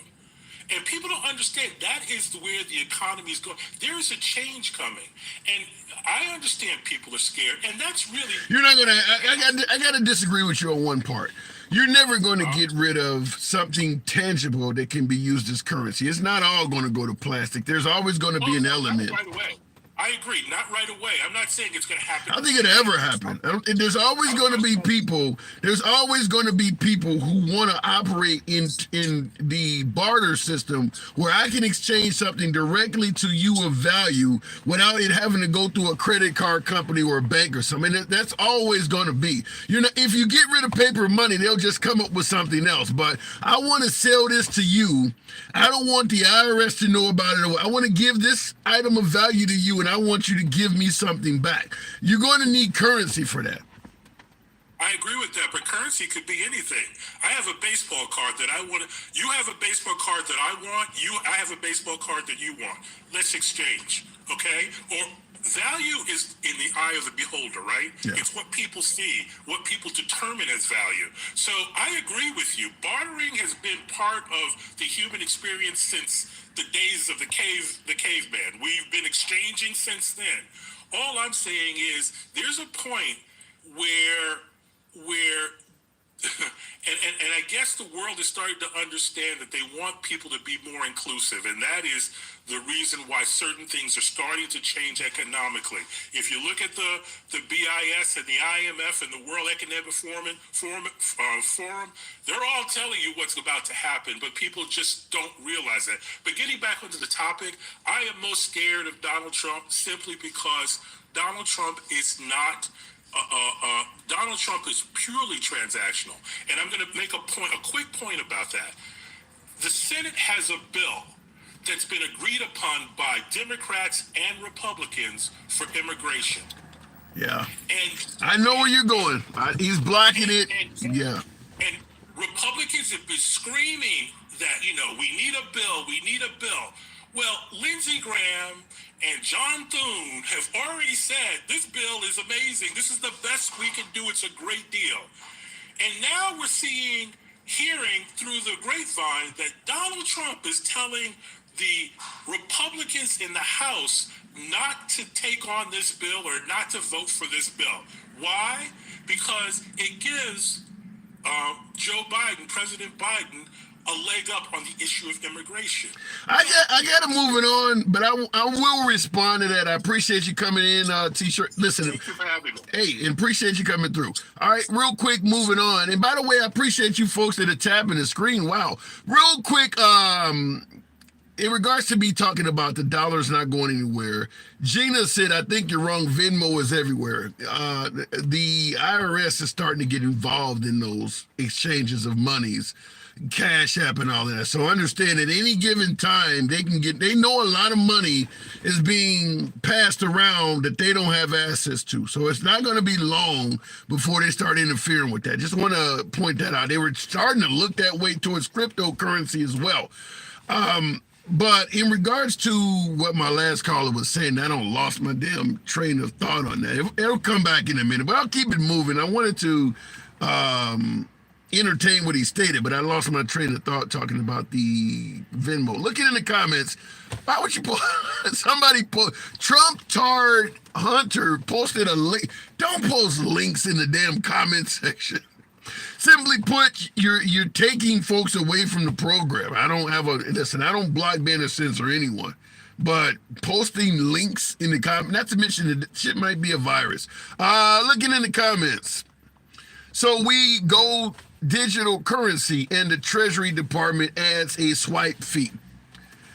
The problem is they can get access to the app companies that's running these Venmos or Cash Apps. So they can get access to them.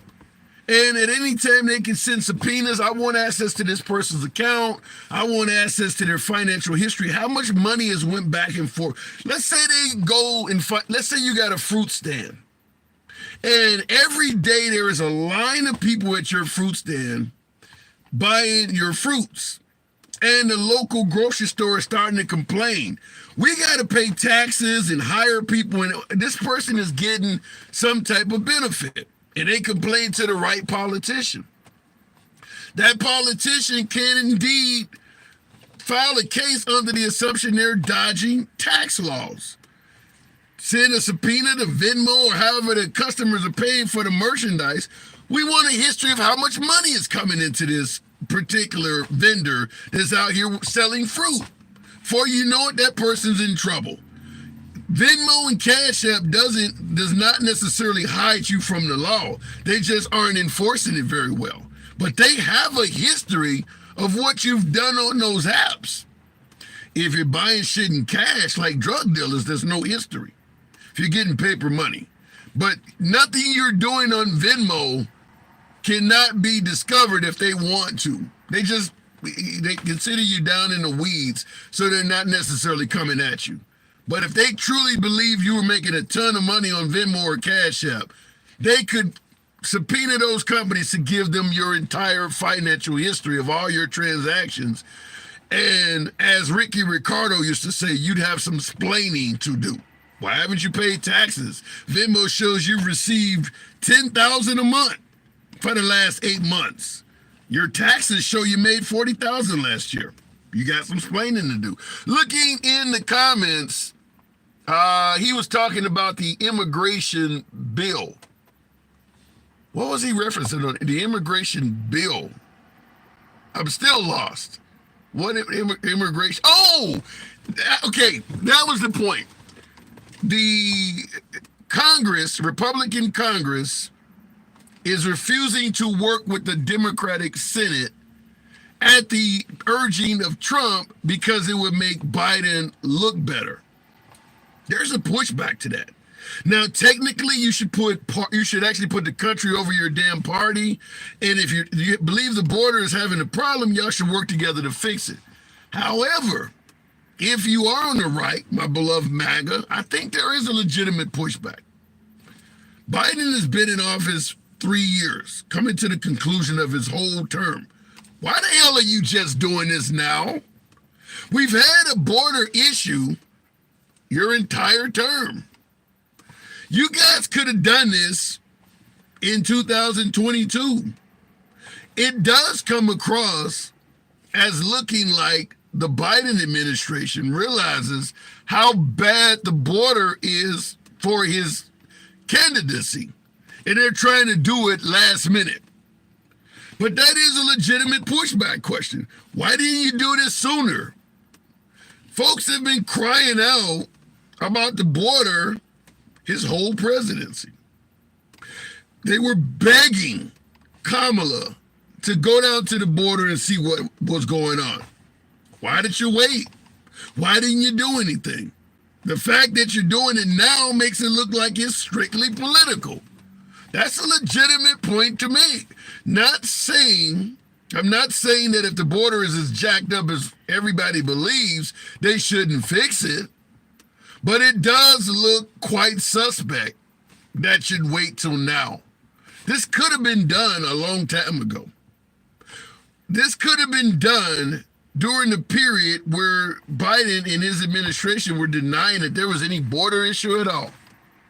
That's a legitimate point to make no matter what side. This is what I mean when I say being fair in your judgment. Why now? Why all of a sudden are you gung-ho about fixing the border now? Republicans are not making any argument now in 2024 that they weren't making in 2023, 2022, and 2021. And the liberals were laughing it off. It's fear-mongering. They're making it up. Okay, then stick with that. Don't come through now and all of a sudden say you want. I'm just telling you, if you judge it fairly, it does look suspect. You care about the border all of a sudden now? You didn't, I don't, just simply going, and looking in the comments, folks say time changes. Victor Espinosa, yeah, but maybe the time is too late. Maybe you missed your opportunity. I'm going to make it clear to you, most Americans, after experiencing 3 years of Biden, do believe Trump would be better at certain things. Currently, those things are the border and the economy.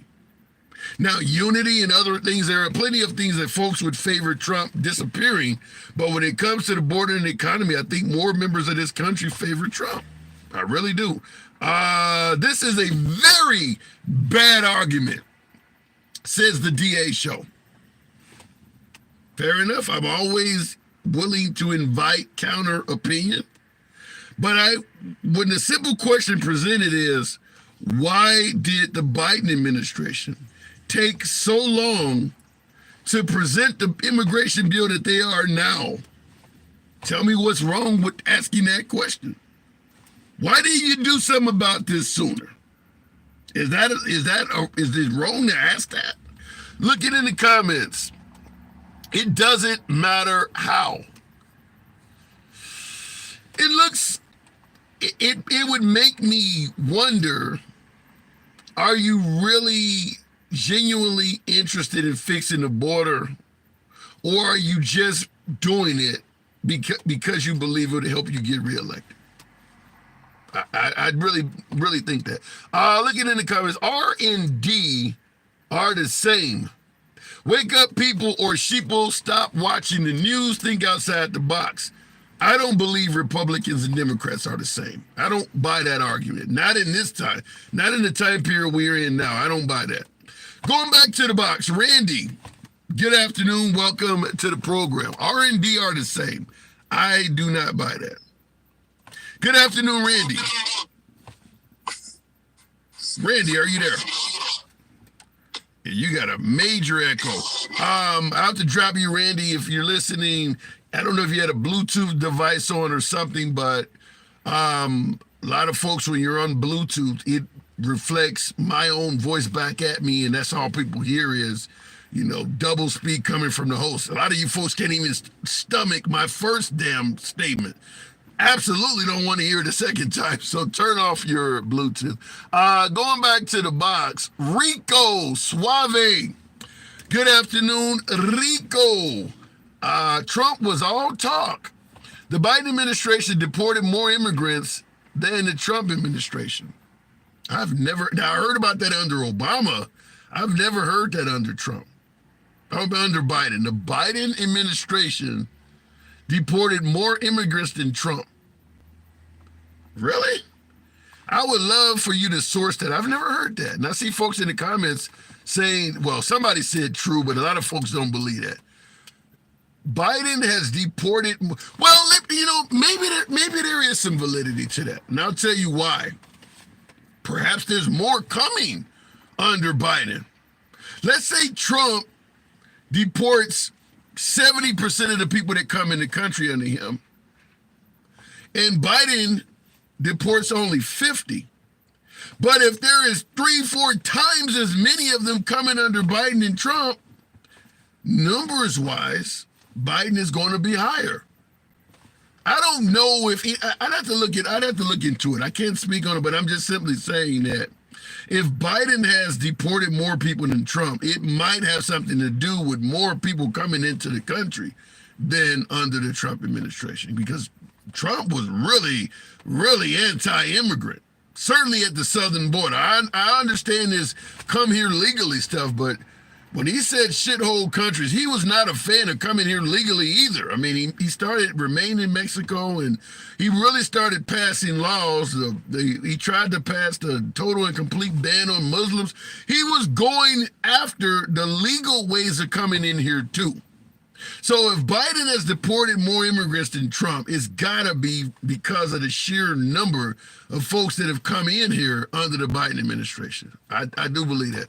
But I could be wrong. I'll look it up. By a percentage, Biden deports more. Now that's strong. I'd really have to see some evidence of that. So there is a higher percentage of immigrants deported under Biden than under Trump. Wow. That's worth doing a whole damn show on. I'd have to look it up. Trump hates you, somebody said in the comments. All right. Trump doesn't like me.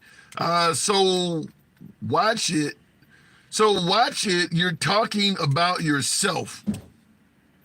What did I say? Trump businesses depend on immigrants. Trump is a grifter. Not a big fan of Trump. But let me go back to the box, keep the program moving on. I don't know what that said there, but we'll go ahead. For some reason, the box is giving me some trouble. But I do appreciate it's a Sunday live. You could be anywhere. I do appreciate you folks that are rolling with your boy. We don't normally be here Sunday. Monday through Friday, if this is what you enjoy, civilized dialogue from both sides of the aisle without the host blocking or banning you or trying to tell you how you should think. Damn it, follow the program. This is what we do Monday through Friday. Trying to bring a guest up. The box is starting to act weird. People are going to cry come October. Can't wait for the circus. Crazy. Why would they be crying in October? Is it anything to do with Halloween? Because the election is in November.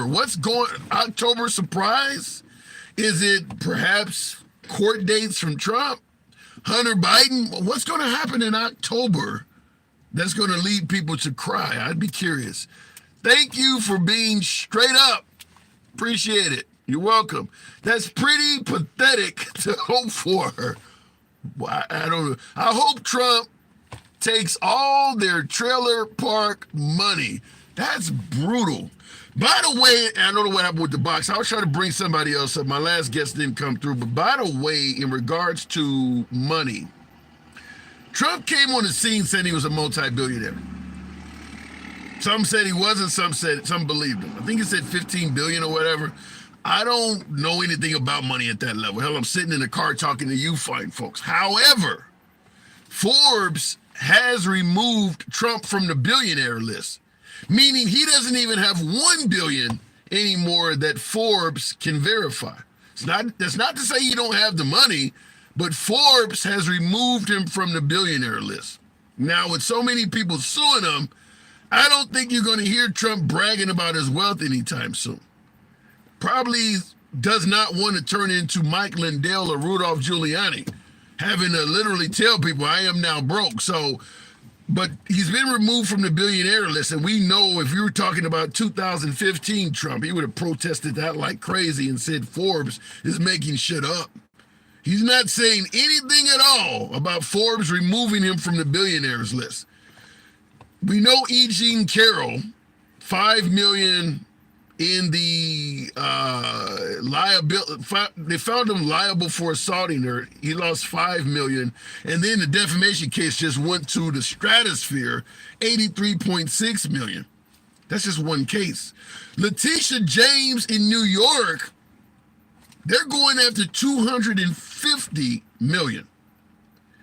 And the way he's had issues with judges, you know, just like a jury can go crazy with a judgment, his case in New York is going to be decided by the judge. So it could absolutely be quadruple what E. Jean Carroll had received. It probably will be 83.3 times 4.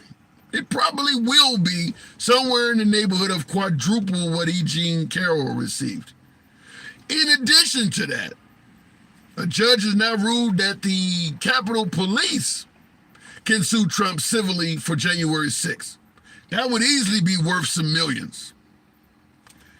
The point I'm trying to make is he has to be noticing the finances at this point, even if he has infinite wealth. If he cannot even convince Forbes he's worth $1 billion, I just gave you probably $500 million worth of shit that he's dealing with.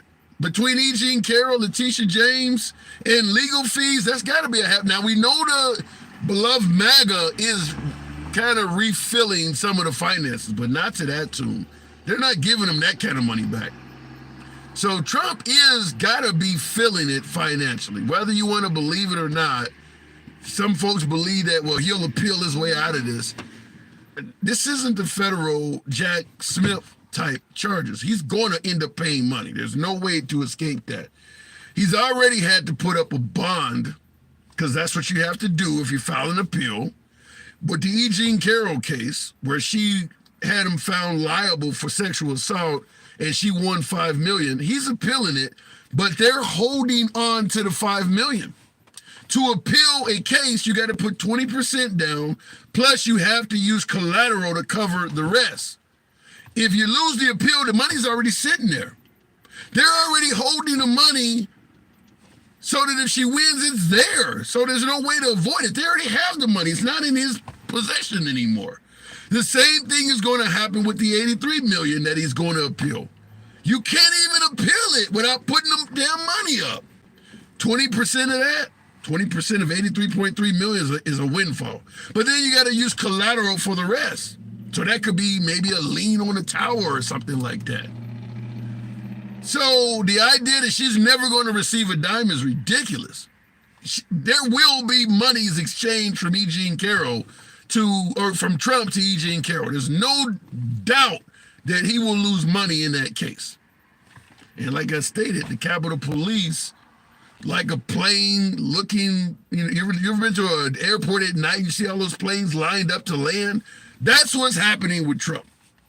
You look in the sky, you see all those aircraft on final approach. That's what's starting to happen. Financially, if he doesn't win in 2024 in November, he could end up passing away a broke man. He could end up like Michael Lindell and Rudolph Giuliani. He could very well end up like that. Going back to the box, he needs to win. He absolutely needs to win for a lot of reasons. Personal reasons. In addition to folks who believe this country needs him as well, but he needs to win personally for a lot of reasons. Going back to the box. What does that say? Plushies by Sandy. I don't know what the hell's going on with the box, but we'll try it one more time. Trump 2024 says Jack Daniels. Hopefully you're not drinking that. Plushies. Plushies, can you hear me? Okay, yet another one. All right, we had a box, but some folks have been holding on. They went and done something else. Real quick, Swift 2024. I'm going to go back to the box, but I get your point. Swift, talking about Taylor Swift 2024. It would be in the best interest of Republicans and definitely MAGA to leave Taylor Swift the hell alone. You already are at odds with women over the abortion debate. Now you want to go after a female that has probably 1 billion fans? Why? Because she went to a football game and they give her about 20 to 30 seconds of airtime? Leave Taylor Swift alone. It is not politically in the best interest of the right. Just leave that alone. Why? That's all I can say. Leave that person.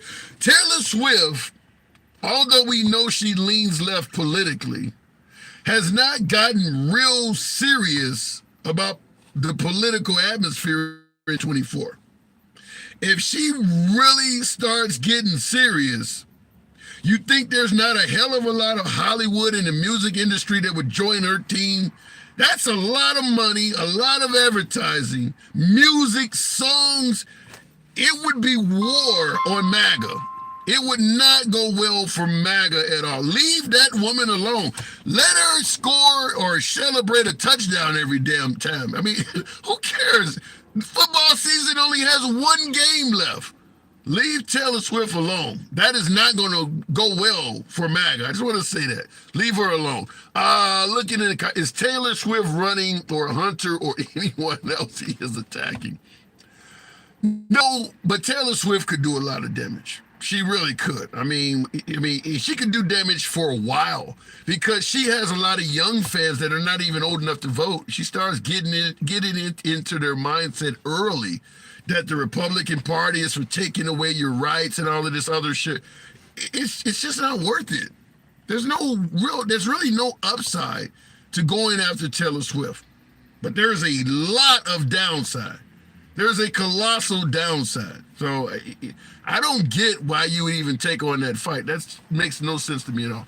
Never interrupt your enemy when they are making a mistake. Yeah, I agree. They're making a mistake with Taylor Swift. Leave that alone. She's getting, 20, 30 seconds of airtime when the Chiefs score a touchdown. She's on liberal shows like The View and things like that, but leave it at that. Leave it at that. You don't have to put her on Fox News and start bashing her.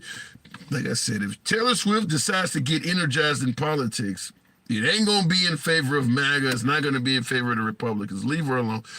Damage. Is Taylor Swift transgressive to the establishment? The answer is no. I don't even understand the question. Swift posted a voter registration link and the whole right went on a tirade. Yeah. But wait till she starts doing commercials or start doing, telethons or other shit that she could easily do. If Taylor Swift decided to speak out publicly against the Republican Party, I think most of the rap community would jump on board with her. Half of Hollywood would come on board. She could really, really bring about a lot of damage.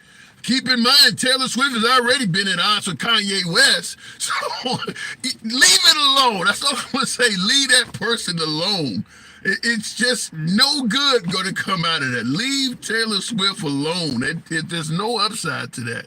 You'll get a few good jokes out of it, but you're going to be pissed at the tangible results that woman can bring. Anyhow, folks, do appreciate you folks tuning in. The box apparently gave me some troubles. 139,000 likes. One of the highest liked programs ever for a Sunday. I do appreciate that. I will see you guys tomorrow at 1 as usual. If you enjoy civilized dialogue, both sides of the aisle, without the host blocking, banning you, telling you what to say. You know you're in the right place. Once again, I implore you to follow the program. We go left of Bernie Sanders to I'm having dinner with QAnon. Everybody gets to speak. It's your boy Tim, the handsome liberal. Gotta go. For you folks on YouTube, I do appreciate, hey, a lot of you folks hung out with the program today. Do appreciate that. I had a lot of participation on this side.